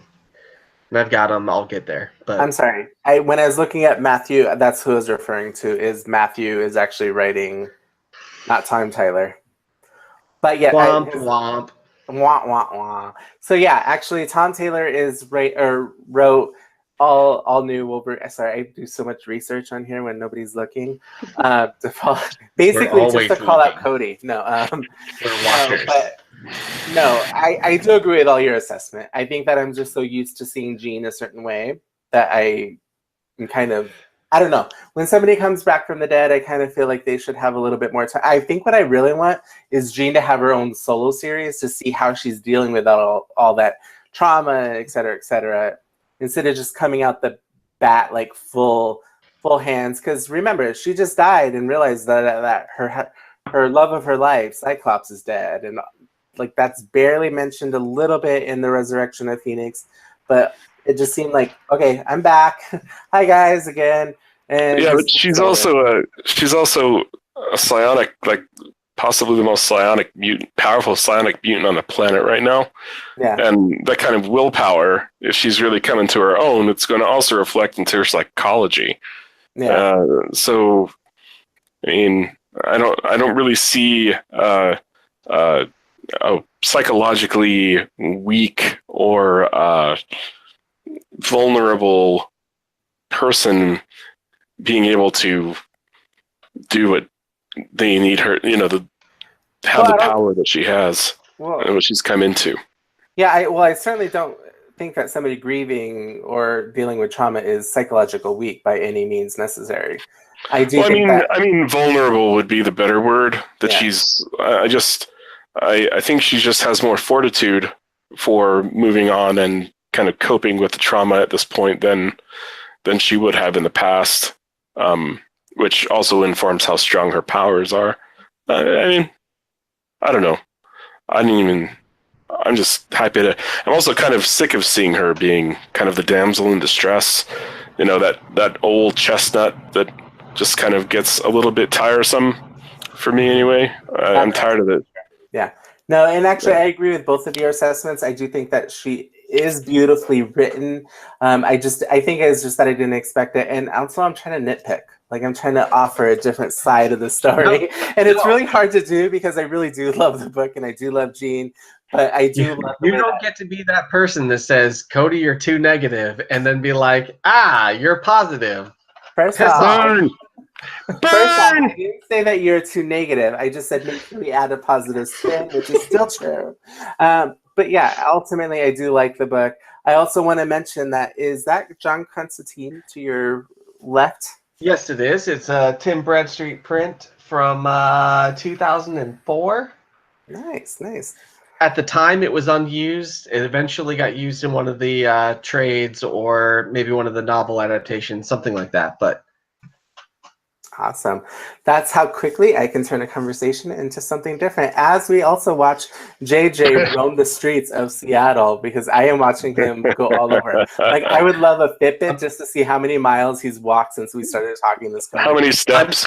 I'm so excited to find out where he's going and what he's doing. Right, like part of me just wants to continue talking to see where he ends up. Like at some point he's got to be tired and just like, I'm done with this. Well, part of me hopes he's ending up at like a strip club, or I mean, I'd even take like a pawn shop, or I don't know, just something seedy, and that's what I would expect at this point. But that's our JJ. I'm pretty sure he's like at Safeway. So enough on X-Men Red 8, which was fantastic. Let's move on to Doomsday Clock 7, which was what is above fantastic. Just absolutely phenomenal. If you jumped off the bandwagon on Doomsday Clock, which I know a lot of you have, the shipping schedule was bad. Everything was late. They were delayed. I don't know if this is a quarterly book, a bi-monthly book, whatever. Doomsday Clock 7 is your payoff. So if you stuck with it, congratulations, because you just read a landmark issue in the construction of the DC universe. So you open up with the interior monologue of Dr. Manhattan talking about the moment where Alan Scott gets his Green Lantern. And then you shift to Dr. Manhattan moving it 6 inches out of the way, and Alan Scott dies. In 3 panels, Jeff Johns, this is written by Jeff Johns, drawn by Gary Frank, in case anybody was not tracking on that. In 3 panels, Jeff Johns managed to completely erase 75% of everything his legacy is built on.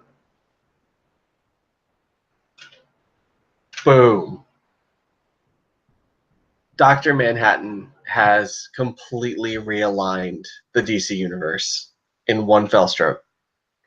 You move forward, you see Rorschach, he's running around with Saturn Girl and Johnny Thunder, which is this really neat kind of historical situation, right? You've got Saturn Girl from the 30th century. You've got Rorschach from this kind of nebulous Vertigo, DC, Charlton universe where, you know, Question comes over when they get the rights. They turn him into Rorschach with Alan Moore. And then you've got Johnny Thunder, who is an OG, like, golden age. I hate the gold and silver, bronze, whatever, but for the sake of ease here, we'll call him Golden Age superhero. So you've got these multiple generations of superheroes converging on the hunt for another superhero who's out of place, out of time in our regular universe. So these four converge, right? They team up with Ozymandias, Adrian Veidt from Watchmen, who has a cloned version of Bubastis, his cat from Watchmen, that was vaporized along with Dr. Manhattan. So there's this like mixture of DNA. All of a sudden, Bubastis is the compass. So they're using it. They're tracking Dr. Manhattan, and finally, they roll up on Joker and Marionette and Mime, who are interrogating the comedian, and like kick this whole thing off and summon Dr. Manhattan. And the man comes around. And here is Dr. Manhattan in the regular DCU for the first time. Gary Frank is not as skilled at drawing genitals as Lee Bermejo, but he gave it a good shot. And that is 2 dongs in 2 weeks. Thank you, Dong Comics. Manhattan is here, and we're finally going to find out what it is he's up to. And what it is he's up to is, oh crap, I rolled into the DCU and my future ended.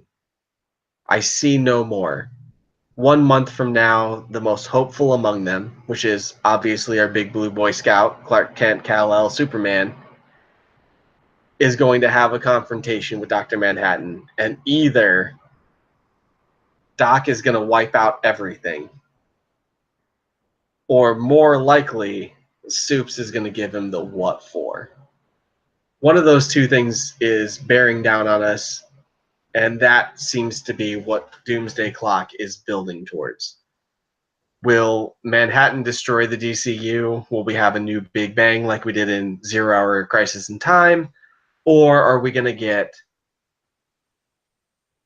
Superman just giving him the beatdown of his life? The most overpowered character in probably all of comics creation might just be getting ready to get his ass whooped, and I can't wait to see it.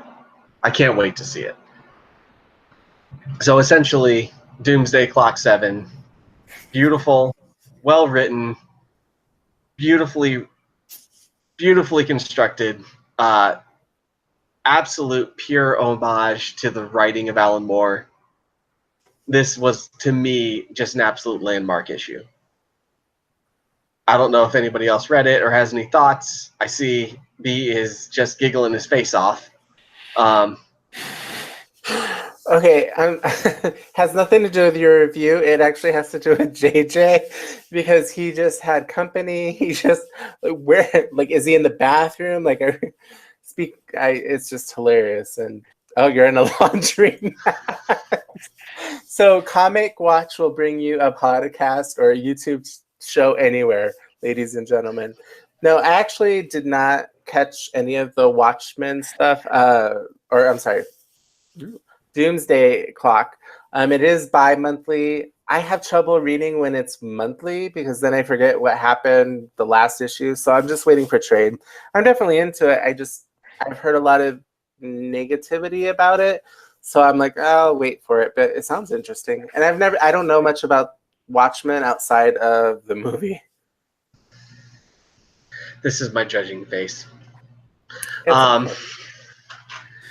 okay. so if you get a chance, I don't want to rehash the whole thing here, but read my review. Should be coming out tomorrow or the next day of Doomsday Clock 7. I go into a kind of a theory of what this all means as far as a critique on the comic industry, with Dr. Manhattan potentially posing as the creator that comes in to retcon the universe, whereas Rorschach, Saturn Girl, Johnny Thunder, and Ozymandias kind of sub in for us as the people that are having to live within and also potentially try to combat these retcons. You know, Wanda and Pietro are not mutants. Well, I have something to say about that. I have been reading comics a lot longer than you, sir, have been writing them. Oh, I thought you were So, going to say me. I was like, well, yay. no, in that case, it's Rick Remender, right? Comes in, drops this bomb that they were actually raised by the High Evolutionary. They're not actually mutants. They're evolved something or other, blah, blah, blah. It's like, well, damn, dude. I've been reading them for 20 years. You've been writing them for 10 minutes, and you completely upended everything I know. And in a way, we're seeing that kind of play out with the way that Dr. Manhattan has unwritten the entire JSA, and everyone else is trying to fix it. Everyone else takes some kind of exception to it from various different angles. So I think it's interesting. I think that by the time this is over, we'll have kind of a Kingdom Come-esque industry review out of it. And I think that makes powerful, lasting contributions to the industry. Yeah, I mean, aside from your meta-analysis, which I read and thought it was, because I am an assistant editor like you now, but I can kind of peek behind the curtain before it gets put out there. I can cheat. Really enjoyed it, by the way. But aside from that, homage to The Watchmen, and this is where a lot of the contention comes from, that it's either really poorly done or didn't need to be done in the first place, and just the real uber super nerds and neckbeards come out of the walls and just want to scratch the face off of this really well-crafted, really well-done, very self-aware comic book. And I don't know, I've loved every single issue, just bam, bam, bam. It's like it was written for me, to be honest with you. I'm pretty obsessed with kind of this 80s noir sense of what the 90s were going to be like, or what the 80s could possibly be like. Sometimes in my mind, I mix together that the Dark Knight Returns were the 90s to the Watchmen's 80s. Like, it seems like there's this natural flow that they're the same world almost. I really love it. But that aside, that's just nostalgia. I'm a nostalgia hunter, so but yeah, like Mime and Marionette are just priceless. They're perfect. I've just been really happy with it. I feel like this week right now with comics, X-Men Red, Punishers, I feel blessed. I feel blessed, gentlemen. Right? And I'm an atheist, and I feel blessed. This really was a hell of a week. Yeah, there were so many good comics coming out this week. It was hard to keep up with anything, or everything, rather. Yeah, I mean, like I said last week, it's such a good time to be a comic fan. It really is. And, they're trying, in the mainstream at least, they're trying, it feels like, to kind of course correct some of the stuff that's gone wrong over the last couple of years in a really productive, interesting, creative way. And sometimes it works and sometimes it doesn't. But you can definitely feel that they're trying really fucking hard. And I appreciate that because I have lived through eras where they weren't trying very hard. And it was clear, and I'm excited. I'm excited to go to the shop next time. Tomorrow. well, realistically, maybe not tomorrow, but soon. So now Yeah, we're but- off to watching where JJ goes because he just got kicked out of the laundromat. Well, there was a guy there and he dropped his laundry off, and I thought he was gonna leave, and then he's just sitting there staring at the washing machine like some kind of maniac. And so I'm gonna go back into the streetlight over here. Didn't want to hang out with the maniacs of Seattle. No, I'm shy. Shy is probably the last word I would use to describe you, but JJ, you looks like you got us a couple of good books this week. I do, actually. If I can get somewhere I can read my notes. You don't need notes. Yeah. So first book is Detective Comics 989 by James Robinson and Steven Segovia. It kicks off with Batman and Alfred talking about a recent murder that Batman's been investigating of a man named, God damn it, Harold Frank. And it turns out that the Harold Frank that was murdered was an imposter. And Alfred, being his usual kind of quippy self, says, "So what is it? What's the twist? Spit it out." And Batman says, "I don't know what you want me to spit out, Alfred." So I thought that was pretty funny. Nice bit of interaction. So next we cut to the Fireflies, who are talking, and Bridget, the junior Firefly, is talking to the senior Firefly and asking him what the point of all this is. What's the point of being a C-list villain? And you know going in, you're not going to beat Batman. And he tells her that someday he will. Each time he loses, he learns something. And he's not losing to lose. He's winning. He's losing to win. And he thinks that the more he loses, the more experience he gets. And eventually he will gain enough experience to become a B-lister or an A-lister. And he also talks about an idea of making like a Firefly core of and he calls it a swarm of fireflies, which I thought was delightful. And it's unfortunate that James Robinson's run isn't continuing because he's only doing this one arc. Otherwise, that's something I would see maybe a couple arcs down the line being built up, and that would honestly be pretty awesome. And then Gordon meets Batman on the rooftop, and apparently Commissioner Gordon is a Billy Joel fan because he tells Batman, "Don't go changing, try and please me." He didn't. There's nothing to say to indicate that he sang it to him, but if I'm just gonna go ahead and say he did, just because otherwise the book is ruined, No, and I don't. He definitely did. He definitely sang it to him. Sorry, my notes are hard to read, and I'm having to move around a little bit. So he says that the imposter man's name was Carl Twist, which they matched with DNA. Which I don't know why you would change your name if your name was Carl Twist, because that's just an awesome built-in name. Why would you change it to Harold? That's just my take. So, and he reveals that he's had a tracker on Firefly this entire time, and he always knew where he was. He tracks the Fireflies to a pyrotechnics factory and says something to the effect of, "How stupid do you think I am?" Like, you're in a pyrotechnics factory? Are you kidding me? Like, which I thought was really funny. And immediately beats the Fireflies. Bridget, he does say resistance is futile, which is a Borg quote from Next Gen, and it's pretty strange to me that Batman would be a Next Gen fan. He might be more of an Enterprise guy. Original series, really. He's a nerd. And then he asks them where Two-Face is, and he tracks him to Duotone Records. So we have two villains using two laughably obvious hiding places.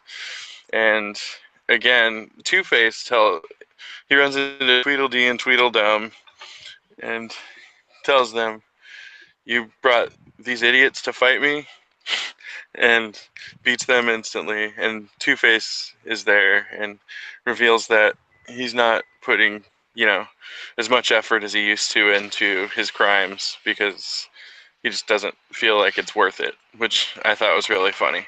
And that's the end of the issue. It's like Two-Face, and I thought it was a great issue. I liked that Two-Face is kind of acknowledging the fact that he's always going to lose, and he kind of like, what's the point? Like, he knows that his compulsion makes it insanely easy to figure out what he's going to do, and it seems like he's kind of almost confronting it in a way. So I feel like by the end of the arc, maybe he'll try and branch out to something else, maybe fours or something. Just the logical, maybe he'll get square roots for he's still carrying the 2 over. Just number-related crimes. That opens up your horizons a bit. But all in all, I've found this arc to be really readable and better than the last several.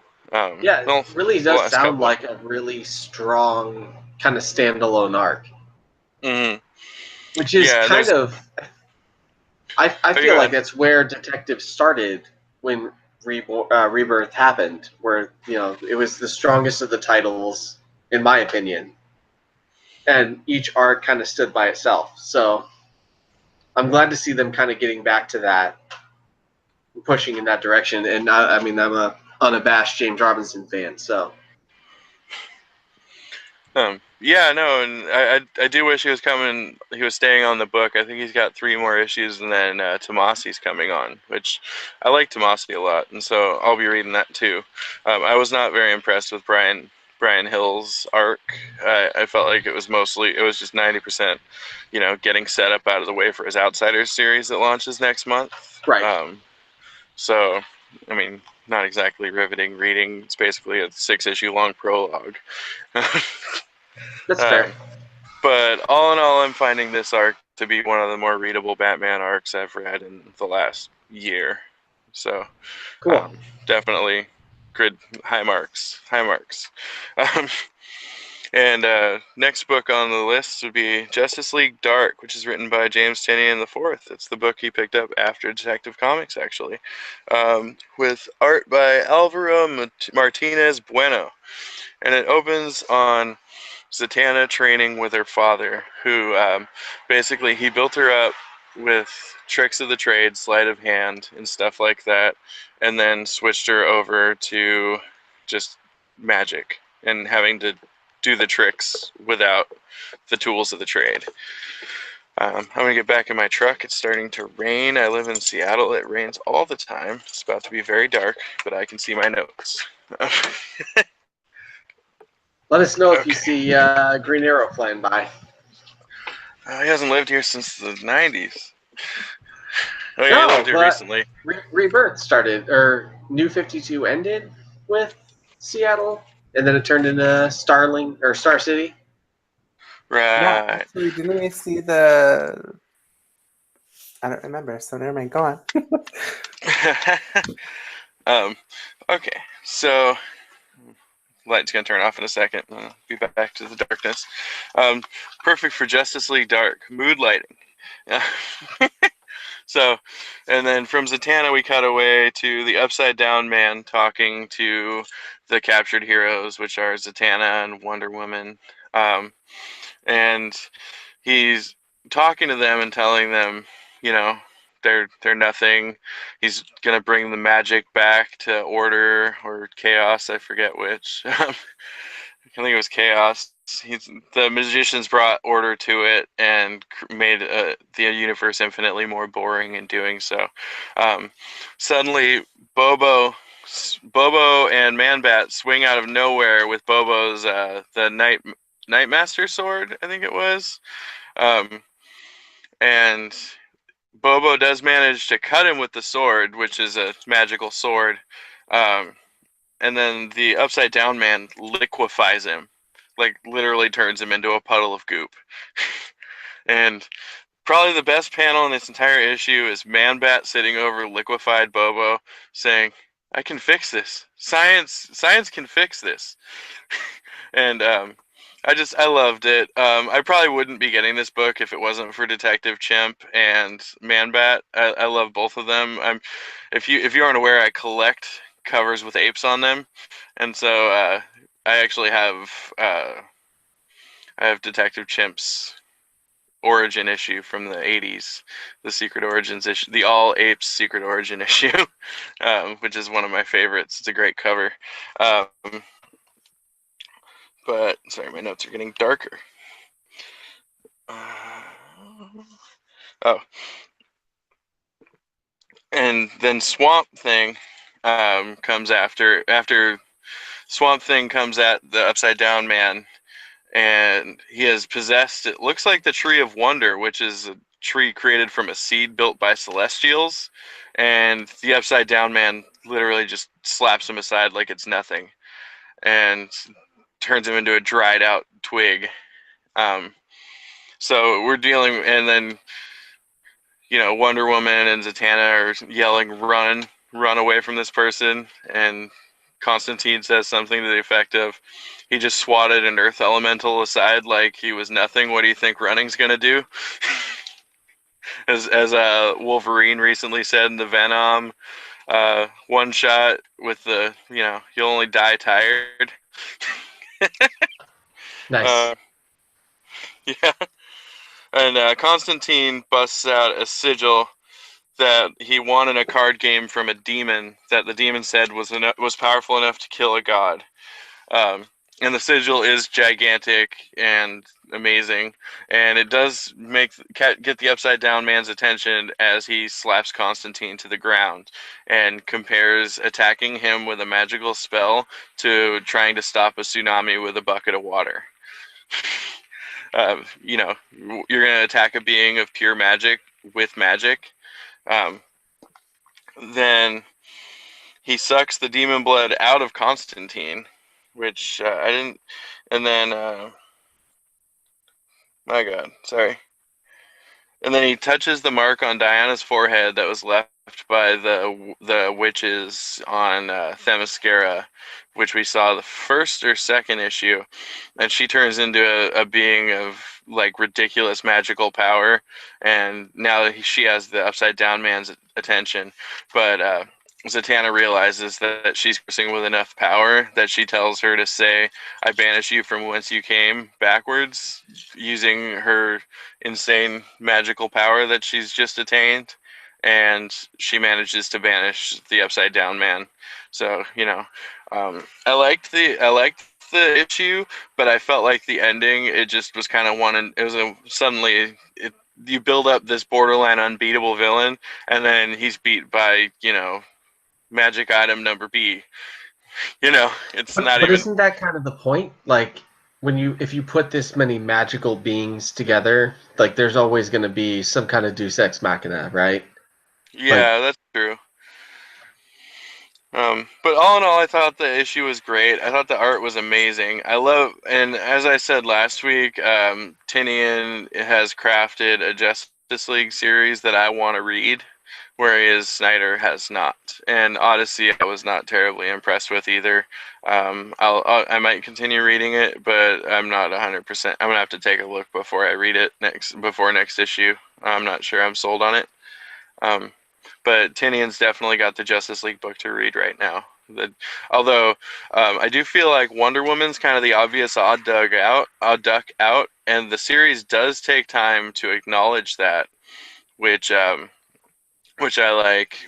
But it also the next issue, or this week, there is the start of the Wonder Woman Justice League Dark crossover, which is I think 5-part weekly event called the Witching Hour. That is going. I wouldn't be surprised if it pulled Wonder Woman out of the Justice League Dark, and she was kind of just the hook to get us buying the series. Yeah, I could see that happening. Definitely. Yeah, because it is like it's supposed to be like a big magical event with lots of, but Wonder Woman's a big part of it, and I haven't seen the solicits for the issues after yet. Oh, I and only saw the that's one all for I the got. first one, and Yeah. the first one, like you said, it's a 5-issue weekly event. It seems to be almost a Halloween gimmick, but Hmm. also a Halloween gimmick that kind of plays into separating Diana out from Dark, which I think makes sense. Yeah, and like I said, she might just be the hook to get you into the buying the issues, and then the book is strong enough where if I bought the issues for Wonder Woman, I would probably continue buying it for the storytelling at this point. Yeah, especially if Constantine is, going to be around. Hopefully he's not dead No. or dying or something. Well, oh, I did forget to mention that at the when they banish the Upside Down Man, it undoes everything he did. So Swamp Oh Thing's yeah, that's right. okay. So That's Swamp right. Thing's okay. Bobo's unliquefied. Constantine's demon blood all comes back. Like everybody's fine. And that was another So thing that kind of bothered me is no lasting consequences from this issue. literally Deus Ex Machina. Literally. Yeah, exactly. Um, Yeah, they just well, never mind. Everything's fine. And that I but hate that. but like you and I were discussing about this book earlier, John, you said it's really difficult to make something that's actually disturbing in comics, Hmm. and Yeah. you're right. I mean, Upside Down Man is very very Blumhouse, very very is very good, very well done. I would have liked to have seen him be stretched out longer. I mean, he may come back in whatever form, but I don't know. James Rolfe, the angry video game nerd, you know who he is, guys. Anyway, he says basically once you see the monster, that it loses its hold on you. It loses its primary effect on you, and it loses its power basically. And I mean, I don't mind the flashes, and I kind of like seeing what he was, but I would have liked to have that been drug out quite a bit longer. But it was cool. JJ, you mentioned Justice League Odyssey. I thought it was actually pretty good. I didn't. There are some parts that I'm like, so are you saying that you're totally not against it, but that you're not going to continue with number 2? I'm not sure. I haven't decided yet. There was some things that kind of bothered me about it. Yeah. I didn't think Azrael was written very well. He's kind of it's really clear he's probably going to betray the team at some point, which it's kind of Azrael's thing is getting chosen by people and then betraying them. Yeah, He's done that is several times. absolutely his thing. Yeah, but you know what's funny about that is a human thing. Like it kind of humanizes people. Like we tend to give people the benefit of the doubt, and then they continue to let us down. And like little things like, why is Jessica Cruz, the youngest, most inexperienced Lantern they have, the only one patrolling the ghost sector? They have one Green Lantern watching this sector that could be full of a million Darkseids for all we know, and does in fact have Darkseid in it. Well, it does kind of explain that she signed up for it, that she wanted to do it. Simon came into the book and was like, "Are you sure that you want to do this?" I personally had iffy feelings about the Green Lanterns with Jessica. She was kind of like, I like her, I really want to like her, but then sometimes she would say stuff, and I'm like, oh, I can't like you. But I do feel like this is kind of her trying to grow up. This is her taking risks. So I actually enjoyed it. I'll probably keep up for a couple of weeks, or a couple issues rather, to see where it goes. Cyborg, I've never been a fan of. Starfire, it's nice to see her with some clothes on that more than I'm normally seeing her with. So I don't know. I'm gonna definitely check out number 2. Does she have pants? Does she have pants on? Well, no. She does. No. They did. They put pants on her. No. No, she just has. Well, I don't know. Maybe it's the variant art because I'm glancing over at it. I remember her with just really high thigh-high boots with a onesie instead of she's not overly sexualized. I just remember when I was a kid and I would see Robin because I loved the old Adam West Batman show, and I would just see Robin. I was like, how hard is it to put a pair of green pants on that kid?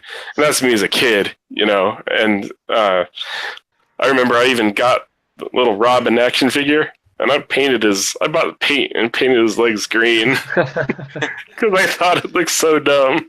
And I just feel that way now. I'll see Starfire running around and it's like pants, tights, yeah, something, pants. You know. That was a big deal when New 52 first debuted, right? Yeah. Yeah, she was naked like half that Red Hood in the Outlaws series. Right. I kind of feel like this goes towards more Comic-Gate conversation. I think I'll stay away from that.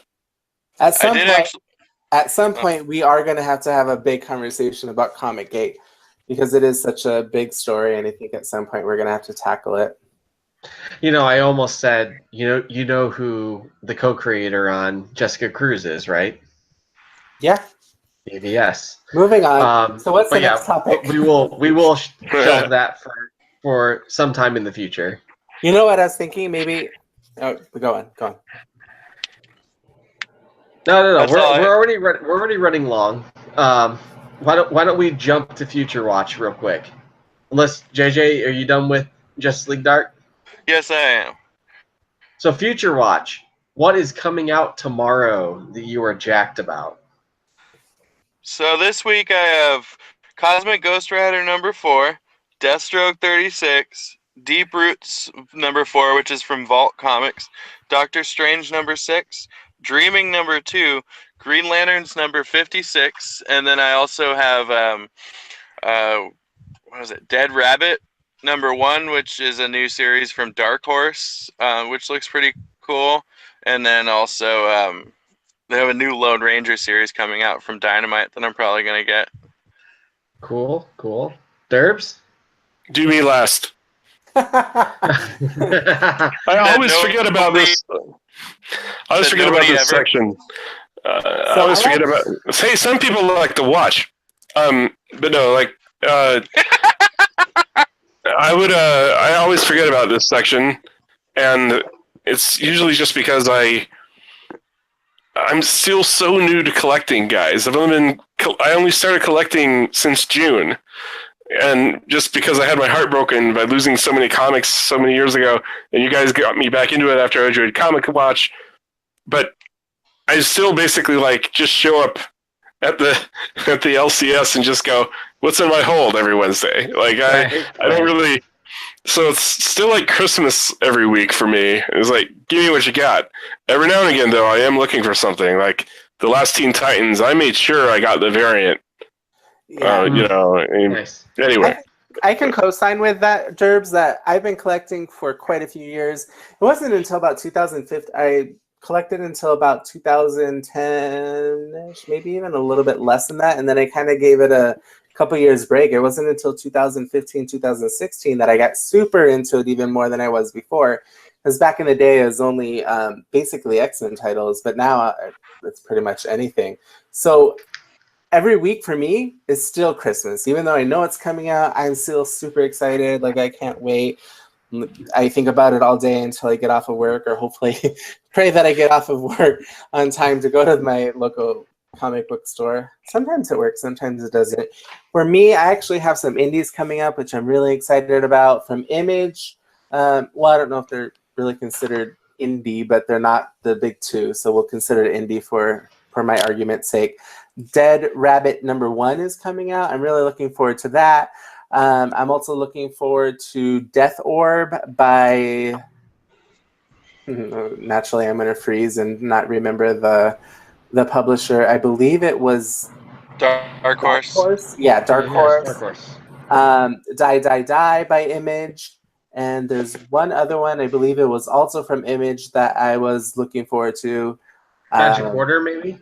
What is it? No, it's a brand new one that's just coming out. It's not Juke Joint, although that looks really good. It was... Maybe it's not even this week. I'll have to take a look at it. Previews. Yeah. Do your research. Do more research. Yeah, totally. I was thinking about it. I had it written down, and then I thought you were going to do it differently this time because you listed it in our right. thing. So I was like, oh, he's gonna list it or something, and then JJ starts off, and I was like, ah, fuck. I'm not gonna So yeah, that's what I'm looking forward to, and of course, Batman 56. I'm always looking forward to Batman. What are you looking forward to, Cody? So for me, I wouldn't say I'm looking forward to Batman 56, but I'm interested to see where it goes. I love Tony Daniel. I'm happy to see him back in a Bat book. So Batman 56, and then tying into that, you've got Nightwing 50, where we should see kind of the injury revealed, right? Dick Grayson, Nightwing took a bullet to the head. Where are they going with that? So I'm really interested to see how that goes out. Green Arrow 45 is a Heroes in Crisis tie-in. I will be reviewing that for the site, but also I love the Benson sisters, so I'm really excited to see how they take that and integrate that into their story. JJ mentioned Deathstroke 36, start of a new arc after the Batman versus Deathstroke arc. Sorry, I'm getting a lot of reverb in my headphones. So Deathstroke 36, we get Christopher Priest putting Deathstroke inside of Arkham Asylum. I can't wait to see how that plays out. Border Town #2 comes out. Paper Girls 25 anniversary issue. Perhaps there will be something crazy. Shatterstar #1 from Tim Seeley and Carlos Villa. We get Chris Claremont back on an X-Men book in the one-shot X-Men Black Magneto. I'm getting that too. What's that? I'm getting that too, and Border Town. Actually, I forgot about Border Town. I loved the first issue. Aaron Boyce. Aaron Boyce is the second, or is the other book by Image. Right, 1 and 5 that I'm really looking forward to. By the way, these are just the ones that we're knowing that we're getting. I mean, I agree with everything that Cody's saying, that there's going to be multiple books. This is going to be an expensive goddamn week again. Like, Yeah, I don't know. you've listed a lot of books that I know I'm getting. I know are going to be sitting in my hold tomorrow, but I'm not caught up reading them at the moment. Right. Like I've bought the entire Rebirth run of Batman and Detective Comics, and I still haven't caught up with them at this point. So I have been spending a lot of time just catching up on stuff so that we can do this show, and also just my reviews for Comic Watch and stuff. So I'm still trying to decide which one I'm going to tackle first. It'll probably be Detective Comics. Yeah. Ladies and gentlemen, we go poor to bring you the best reviews. So make sure that you go to Comic Watch and hit the patrons button. Patreon. Yeah. If you can, Patreon would help us a lot. Our director of operations is putting out a lot of money out of pocket to keep this site running as smooth as it has been. And I feel like it really has been running very smooth. So if anybody happens to have the means to help out, it would be greatly appreciated. Yeah, one of our mottos, or one of the motto is that written by the fans for the fans, and that couldn't be more true. I mean, I think both of these guys have been collecting for years, me on and off for majority of my life, but and then you have Derbs who we pulled in to the comic world. Now your life is ruined. Welcome to the comics have been a part of my life my entire life. I bought a lot of singles and then went poor and had to sell a lot of stuff. But I still have so much digital. I've been buying physical since June. Right. So it's also mostly trades. That's pretty much the bulk of what I own physically is trades. So I would like to mention one other book that's coming out this week. Batman the Max Arkham Dreams #1 from IDW. This is a Sam Keith book. It's written by John Layman, who some of you might recognize from Chew or his kind of noirish Detective Comics run. And I don't know for certain, but I know that Messner Loebs, the co-creator of the Max, has fallen on hard times. He's a one-armed artist. has been in and out of homeless shelters. I imagine that anything that contributes to the Max will also contribute to Messner Loeb's. So I highly, highly, highly recommend putting some money into this book, whether you want it or not, just to help a great creator. He wrote on The Flash for a number of years in the early 90s, late 80s. This is a man that we can help and we should help. So if you can help, help. And on That's that what note, we should put a link to we should put a link in the description of this video to, make it easier for people to reach out to that book. I will do that. Cool. and on that note, I believe we end the podcast. Possibly our worst podcast to date. I really think it was one of our better ones. And Yeah, I think it's our best one. so I'll close out with, if you like what you're seeing, or even if you hate it, and just want to yell at us through your screen once a week, subscribe to this channel, because we are going to do this every week, whether you like it or not. We're excited. We're happy. We're enjoying this. And I hope that you are too. Subscribe to the channel. Follow us on Facebook. Follow us on Twitter. Hit up the Patreon if you can. This has been an absolute if you want to pleasure. if you want to read some really good, really well-written comic book reviews, go to comic-watch.com. It's absolutely true. We are pouring our hearts and souls into these reviews, more so than a lot of the other sites. I'm not going to name any names, but we are putting a lot of analysis into things that should be read. And a number of great writers. Yeah, and I agree. I mean, I totally feel like we throw everything that we have into this. We literally talk from the time that we wake up to the time that we go to bed. And we discuss what we can bring to you guys, not just on the podcast or the YouTube show, but on the website. Like, there's so many people involved in this, even though we're the four people who speak the most. Most rural, yeah. Yeah, but I mean, I definitely feel like there's so many people that are trying to bring you such great news. So if you can, please share our website. Please share our podcast show. Although we ramble, we argue. At the same time, we're just fans that want to share our experience with everybody. And some of us may drink too much before the shows. Who knows? You guess which one it is. Very show to show. Derb. There ain't no May about it. It's not me. Yeah, it's not Derbs. First show, maybe. It might not be Cody either. First episode could have been me. Damn it, JJ, the one that's driving. I'm just sitting in a car. I'm not driving.